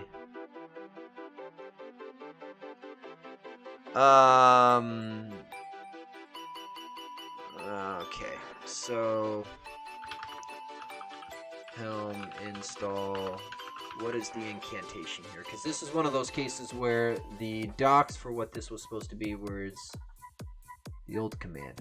Okay, so show me. So I should be setting atomic. Let me just go back up here. This is failed down here. So Helm install name, pointed at the file with the atomic flag set. Good. So the atomic flag just says if my pod doesn't come up into a ready state, roll the sucker back, which is great. Kubernetes is really good about doing a nice blue-green deployment for uptime, and it handles like switching over your traffic with nice timeouts and all of that stuff. If you set it up with like health probes, your pod going into a ready state isn't just your program starting, but it's your program starting and your health probe giving back a 200. So you can have it be pretty complex as far as what ready means. So there's lots of cool stuff there. Though in my case, apparently, okay.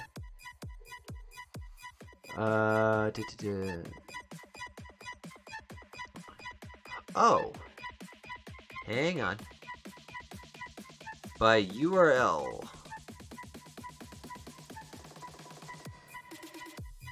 Oh, hey, that's cool.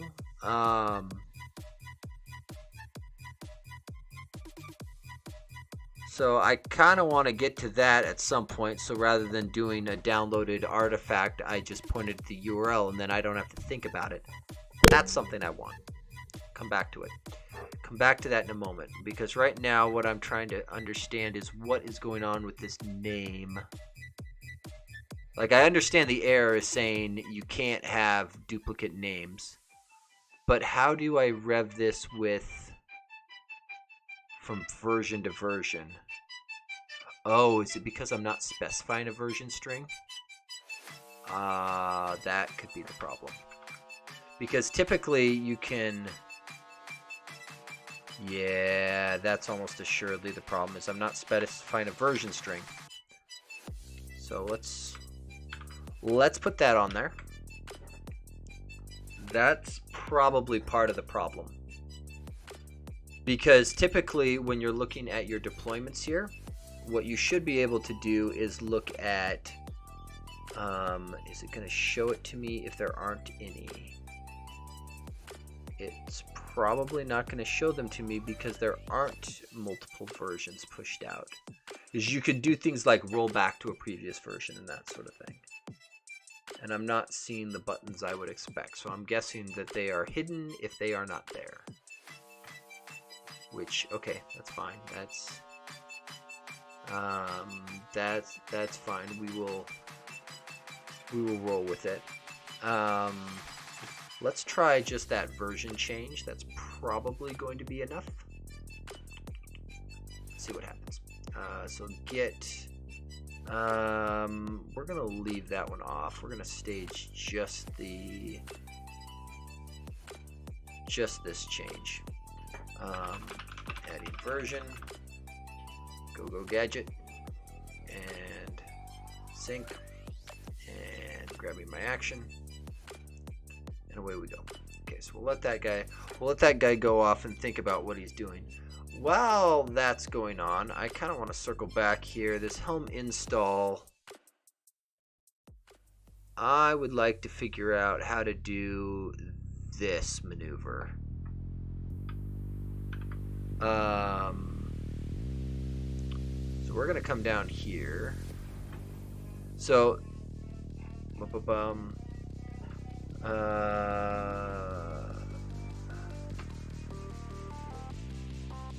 so if I do, can I legitimately just, can I get away with just literally saying this guy paste? Oh, I probably need to do the HTTPS, boom, boom, and then if I do repositories, this is the Helm chart, so we're going to go in here. Let's grab latest version. Oh, look at that. It even has everything I need right there. Can I just point it at that and get away with it?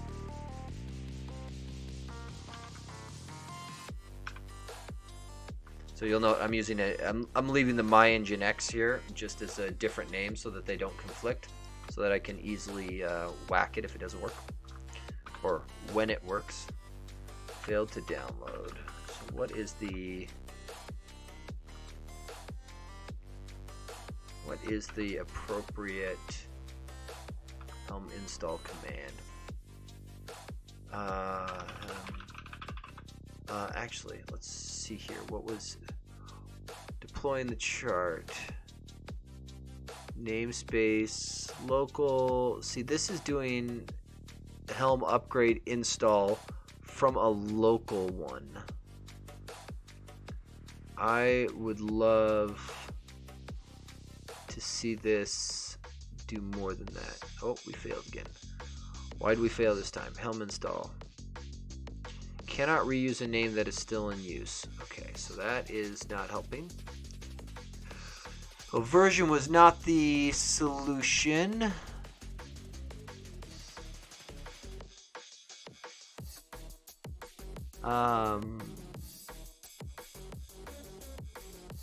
Oh, is this one of those cases where I should be using Helm upgrade? I think that might upgrade. This is probably the problem. I'm using the wrong command. Yeah, release chart. Oh, double domain. Oh, was that the problem with my other one? Oh, look at that. Hey. Thank you, thank you, thank you. Okay, let's go up and do the one with the version on there.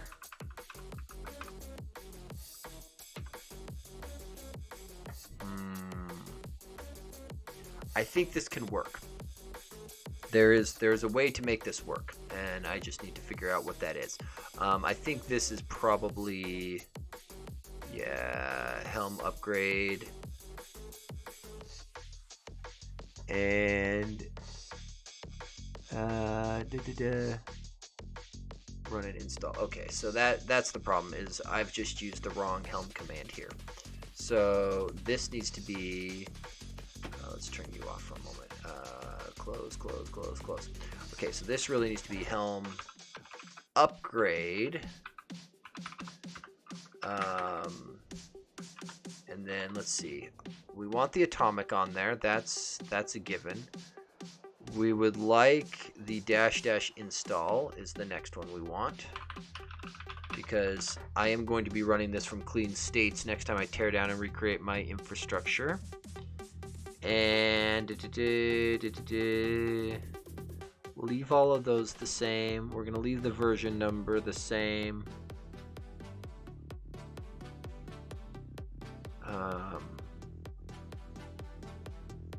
Yeah, we're going to do a -- wait on it as well. Because I think the wait has a default timeout of Dash dash timeout. What is timeout's default to? Where's timeout? Cannot say following dash dash timeout and then not show it to me. Down in the global? I mean, I see it there in your docs. Where is it?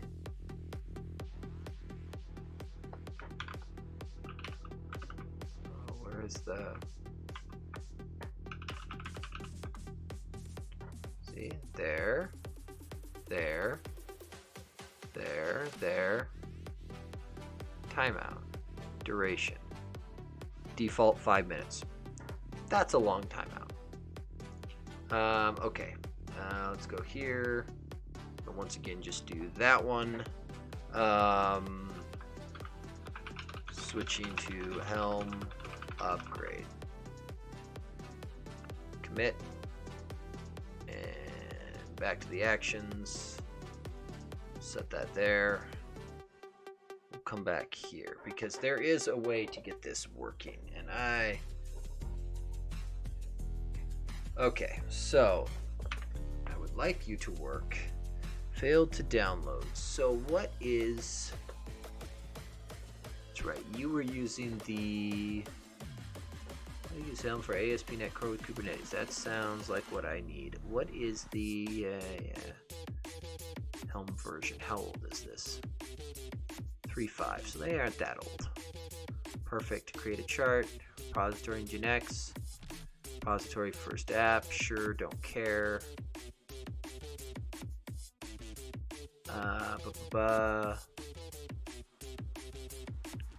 First app. Docker build. Status deployed. Helm install. See, you are using Helm install from a local.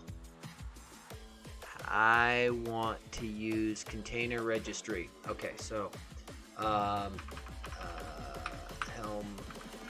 Azure Container Registry.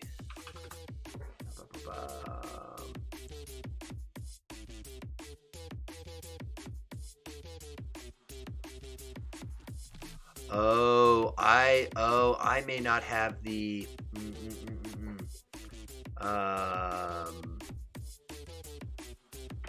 save a chart.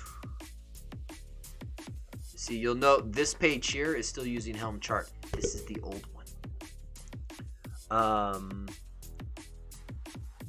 Pull a chart to a local cache.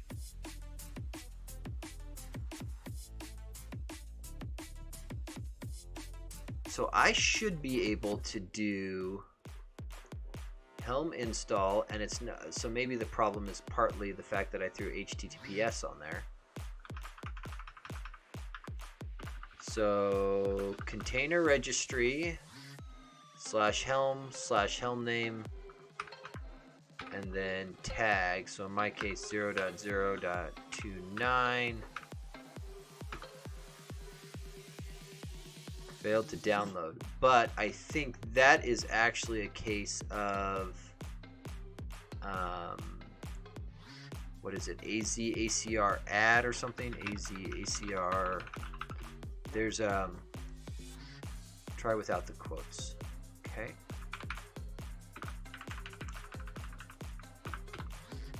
same result. I think there's an ACR command that you're supposed to run that adds your container registry info into the Helm config that's local, because your Helm config gets stored in user profile /.helm, and I believe list run show update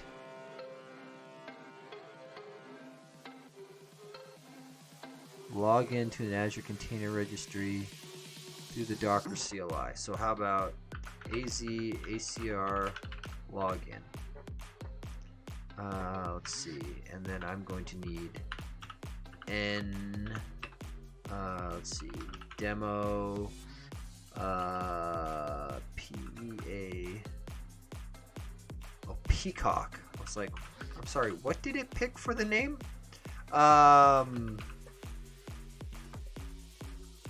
now we see the problem with using random pet names for your container registries. Okay, login succeeded. I am happy about that. Go. Okay, what is the incantation here? Let's see. Authenticate with the registry. Let's see. Oh, do I need to do this and log into the registry first? Nope. That's not the button we wanted. Let's go here. So that was what? Helm registry login? Yeah.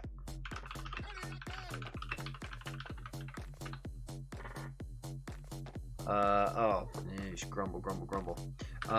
Remember that environment flag I just mentioned? Turns out, you don't turn it on, it doesn't let you do the fun things. I wonder how I do this. I'm gonna do this over here. No, this monitor.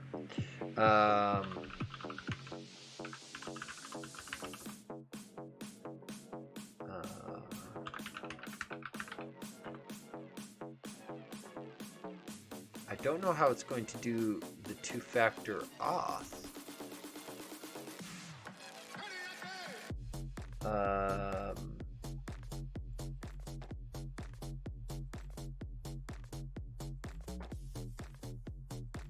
Off to bed. Have a good night. See you, Metal Slug. Thanks for hanging out.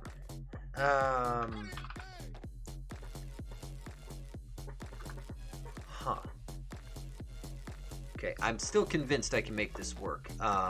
But we got this deployed, so I want to switch gears here real quick and test this. So this guy is stood up. There now should be an ingress. Huzzah! That's what we were hoping for.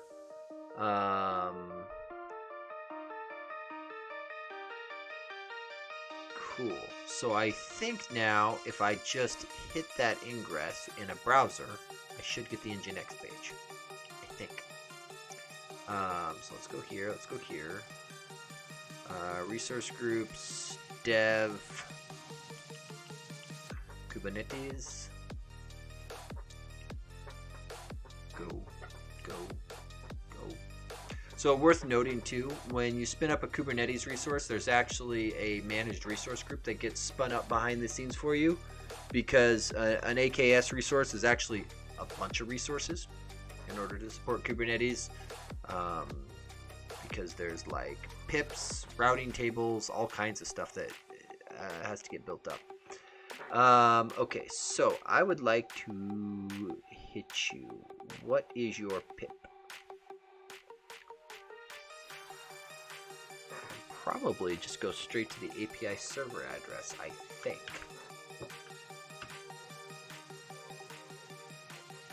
Maybe?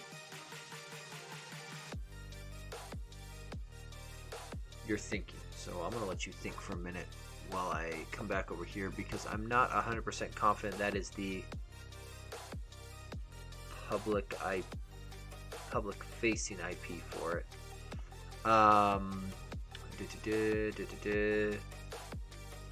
that's going to be private. Where's the networking section? Networking.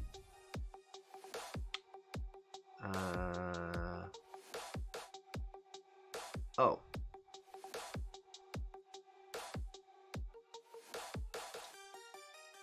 Oh. That's kind of cool.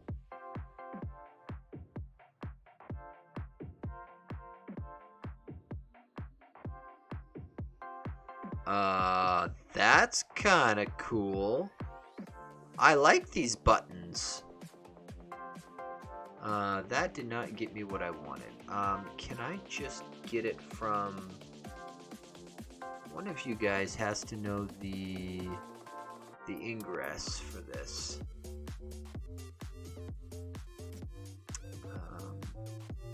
You are not going to get me there. You are not going to get me there.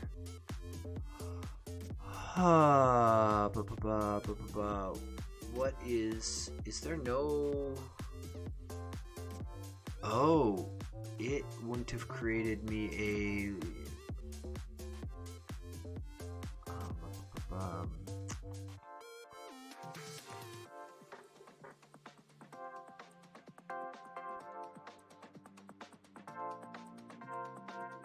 Ingresses.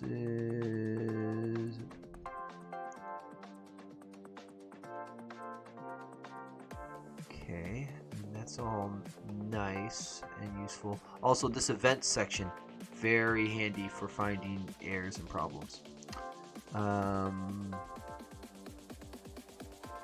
I miss something somewhere? And this makes it cheap and easy. Nodes. Thank you. Any of them have public IPs? Just an internal one. And I thought,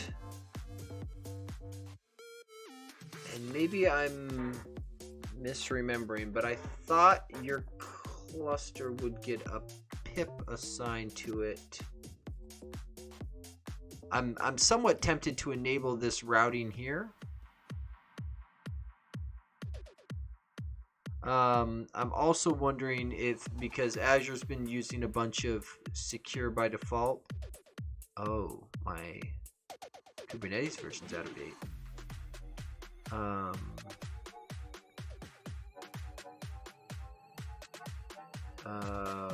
121.2. I'm not gonna do it now, but I am going to come into here.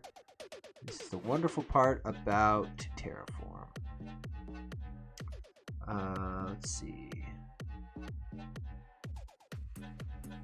Oh, it didn't specify one, so let me just grab. I don't remember what the property name is on it. Hey, take me to the Kubernetes resource. Kubernetes version. Channel upgrade, identity, Kubernetes version.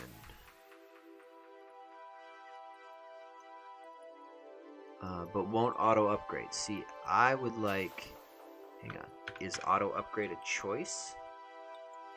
No, that's auto scale. I'd like auto upgrade.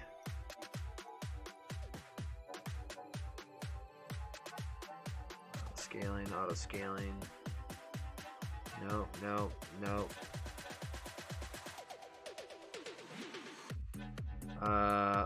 Automatic channel upgrade.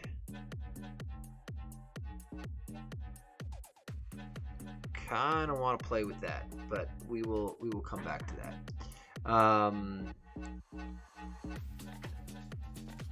We are going to turn on RBAC at some point with AAD.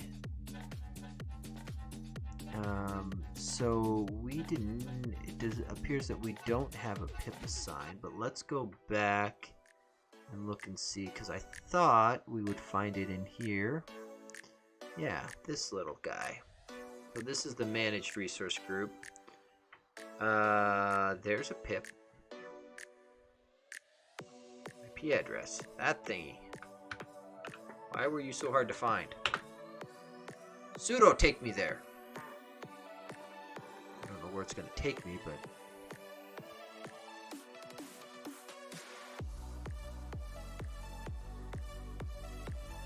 Take me in. Come on. Where are we at? Oh. Managed outbound IP address. Well, that's probably not going to do what I wanted it to. So it doesn't have anything for ingress. I'm tempted to just turn on the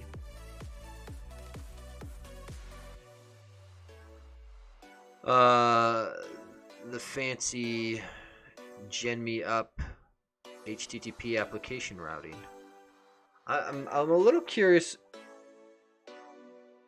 because this would make a lot of the networking stuff stupid simple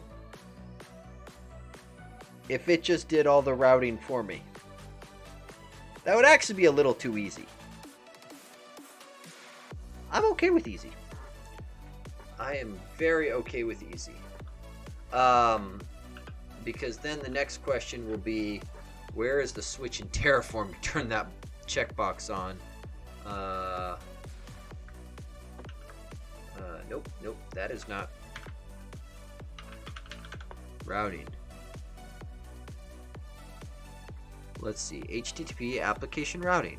A application routing block as defined below. Okay?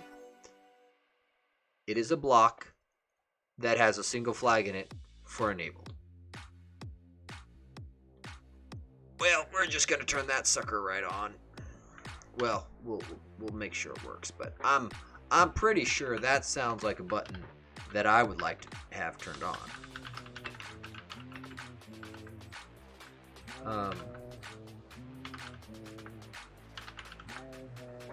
At least give me reasonable JSON encoding. Oh, you just fell all the way over, didn't you? Do you have HCL support out of the box? No. Is it H? So the underlying language for Terraform is HCL, but it's supposed to be idiomatic JSON. Okay, you've now done this. HTTP. So that's great that you've done this. How do I view it or manage this? So it said it was going to create me a DNS zone. So let's go look at my DNS zones. So it's got a DNS zone inside of that managed resource group. Okay.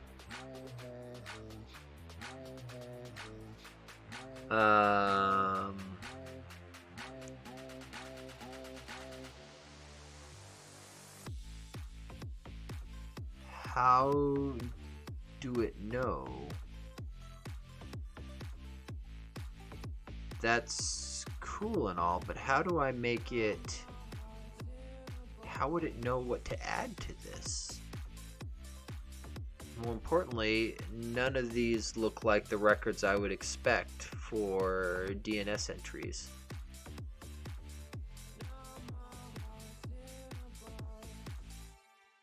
And real quick. Oh, I guess this is inside the managed resource group, so I don't need to Terraform it. As long as I turn that thing on, it'll go up and down with the cluster. Because everything in that managed resource group dies when the cluster does. Okay, so if it's inside the managed resource group, generally the expectation is then that you see it over here. So how would you get let's take a look over here. Oh, services and ingresses.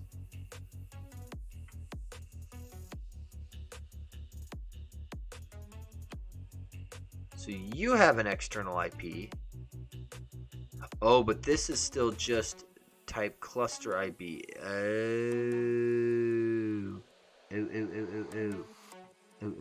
Okay, so that's gonna be over here, deployment, I think. Actually, maybe we can just look in the values file. We might end up not committing that change. Service. Let's see. Selector label service port, which is getting an 80, but I thought there was a service type. Oh, I bet you.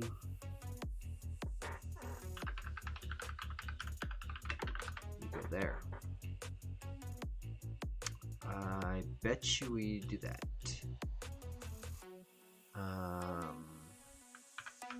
Just to confirm. Yeah, and actually, can we do? No. Okay. I think that's what I want. So let's take this guy here. I would like to see. This is why I need my get cracking. I want to stage just this line, not this line. Whatever. We're gonna just undo this for the moment until we figure it out. Boom. There. Problem solved. And then main TF. I'm going to leave that off because if I change anything in that directory, that will kick off my infra pipelines. And I don't, with Terraform, you have to be a little careful because some properties, when you change it, it causes it to kill and recreate the resources. Don't really want it killing my cluster right now. To change input to balancer. Load balancer should give you a public IP. Perfect. That's what we like.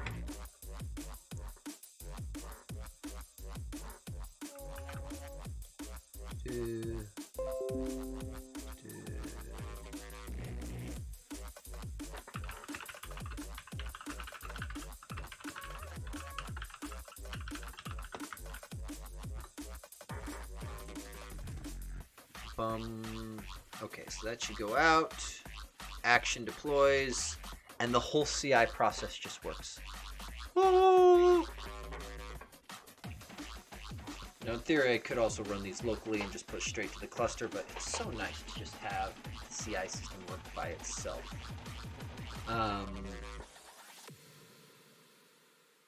Yeah, I don't... See, I need those other environments set up because normally I should be able to push into the Terraform folder, have it run the plan, and pause. That's what I want. I would like it to not automatically just go. Especially because I don't know what this is going to end up doing to me. Maybe I should actually, what I should do is I should cache this loop on a local change rather than on a remote one. So let's go here. The structure. Let's see. My be big font. Okay. And we'll come in here, and I think I was putting it down here.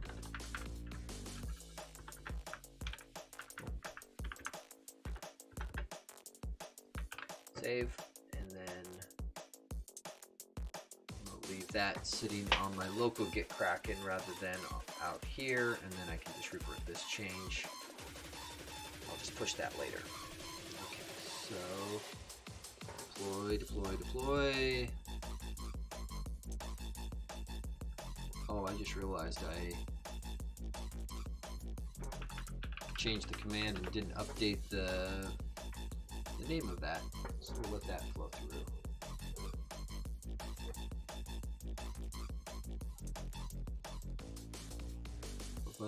Okay, so that's out.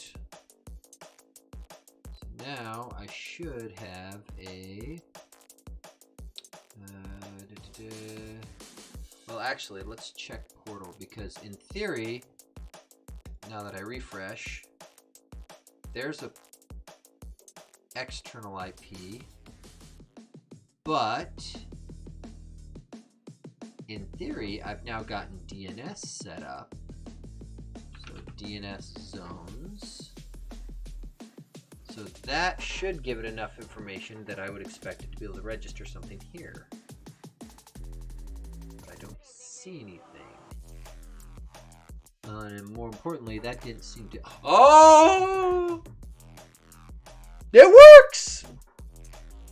I have no idea how the DNS-y thing is supposed to work, but poof. Problem solved. It's also worth noting that typically with these types of setups, and I don't know how far I'm going to push this, is typically you would not have something hitting your cluster directly. You would usually put something in front of it like an app gateway or similar to play the role of firewall or whatnot, or at minimum maybe like an Azure Traffic Manager if you've got multiple clusters in different regions. That way you can balance your traffic appropriately, but something like that would typically be expected. I have no idea how this works, and I'm not real clear.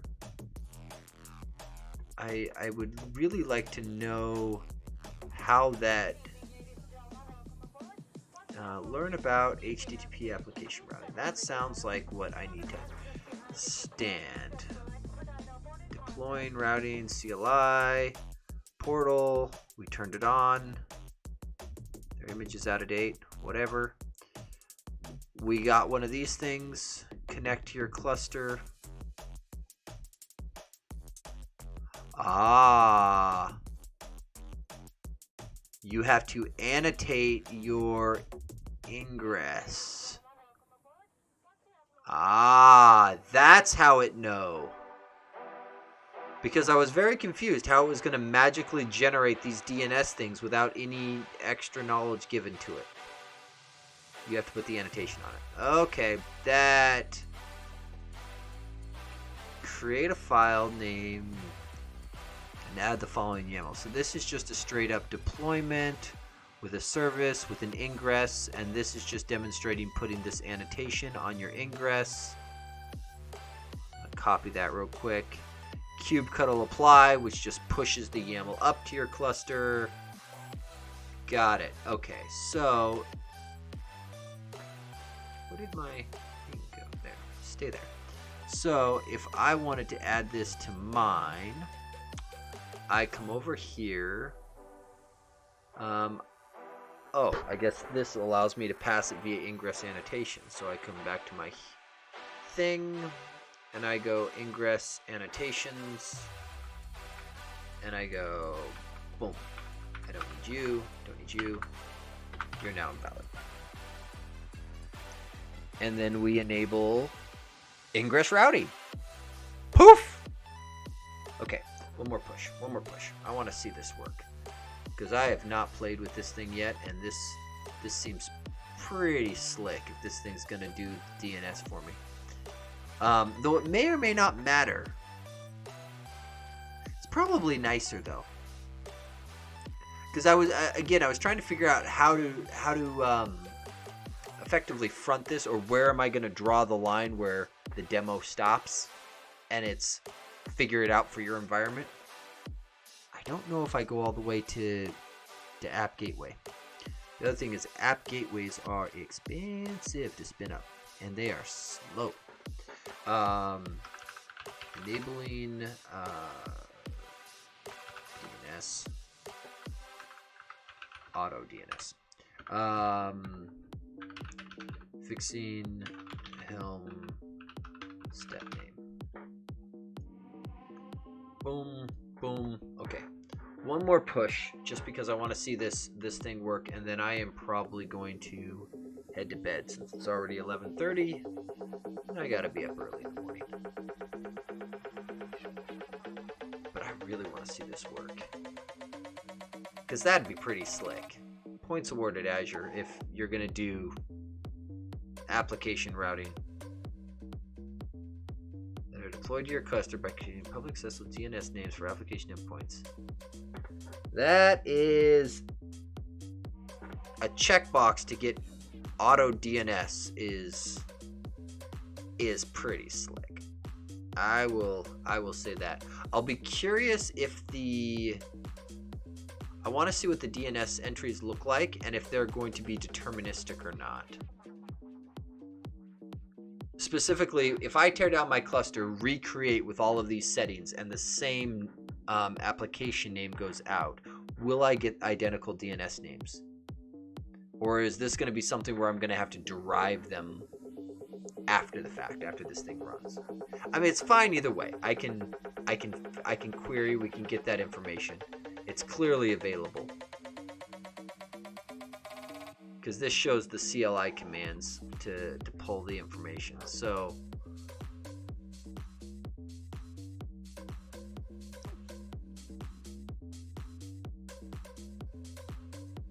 let's see it go. Also, I don't think I've plugged Azure yet, so plug Azure real quick. So if you don't have an Azure account, go make one. They're really fun.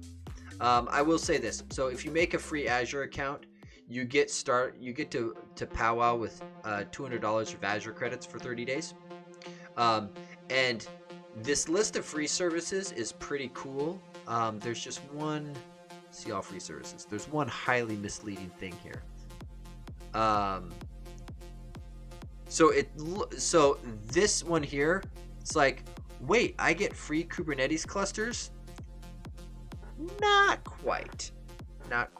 the Kubernetes management plane is free. The compute plane under it, not so much. So, which is great that the management plane is there, but if you can't realistically deploy a bunch of stuff into it, it's less cool. But still, in terms of the free stuff, there is quite a bit of free stuff that Azure gives you, and you'll note the free period on some of these is longer than that 30 days. Some of these goes out for like 12 months, like the Azure Cosmos DB.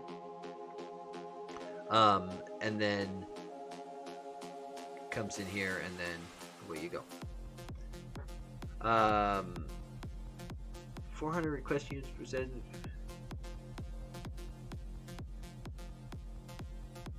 I don't understand why the 12-month one is worse than the always free one. That doesn't make any sense to me.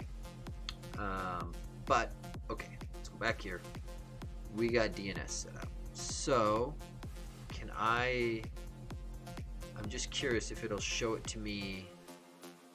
Yeah, hush. I was really hoping that it would show it to me in here. Oh, probably here. Because I'd like to see it. I go here.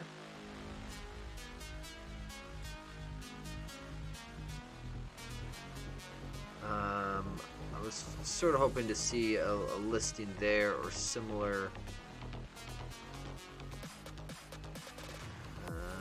Okay. Pods. Yeah, so here pods are going to be displayed in this vicinity. So this will go out, but what I want to see is what is the DNS entry generated, and the annotation that got added was on the ingress resource. But like for example, we can come over here and we can see this guy in here, but if I look at the ingress, this is where I expect to see the annotation added on it here. It's there. I don't know where I'm expected to go to see that DNS name without just querying the DNS zone directly, which is fine. I can do this, but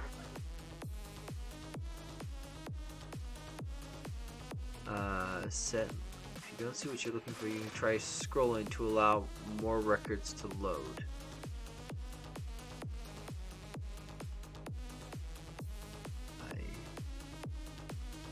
I am very much missing what is needed.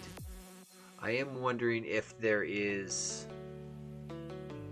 minimum version or what. But on a positive note, Nginx is working, and that is coming through appropriately. So that much is good. That got me an external IP. I would have expected it to live maybe in one of these things. No. That's the auto deploy stuff. Individual nodes.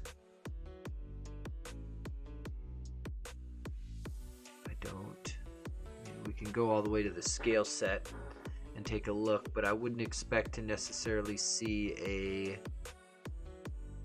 DNS listing on the scale set itself.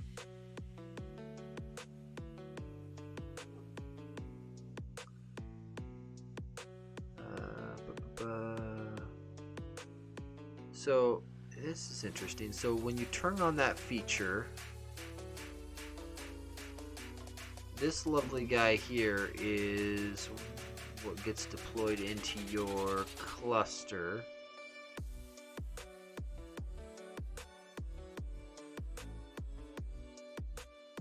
So I just don't understand.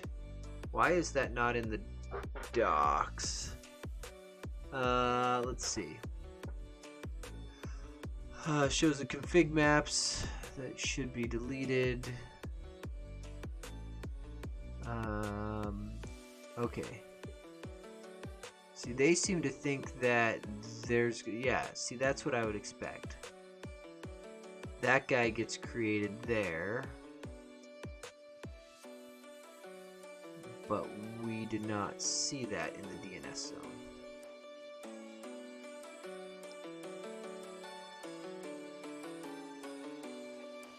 There's nothing else there. Which leads me to believe something isn't fully configured correctly for this. Let's see. Bum. Is there anything else? Annotations. Just to make sure we didn't need to add that to something.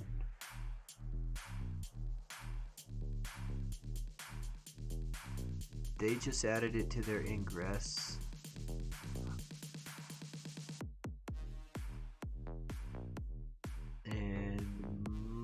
Should have been added there as well. This.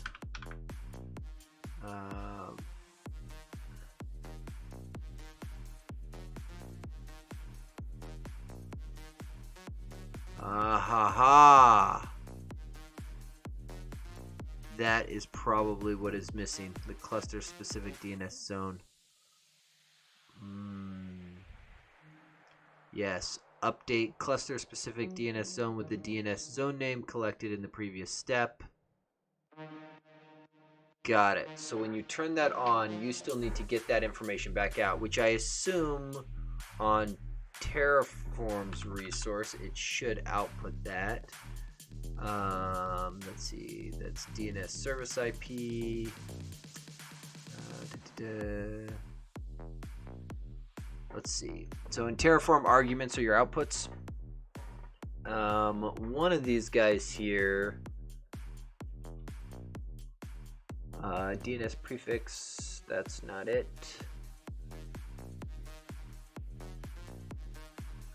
Private DNS.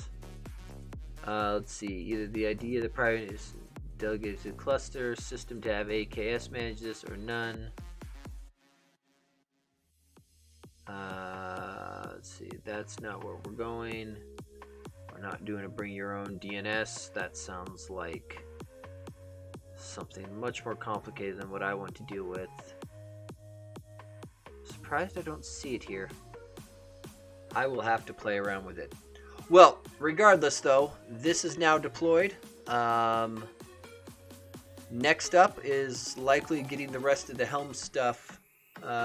Oh, Enrique, thanks for the follow. I appreciate it. And thanks for chatting and helping out on this. I appreciate the extra set of eyes. It's been good.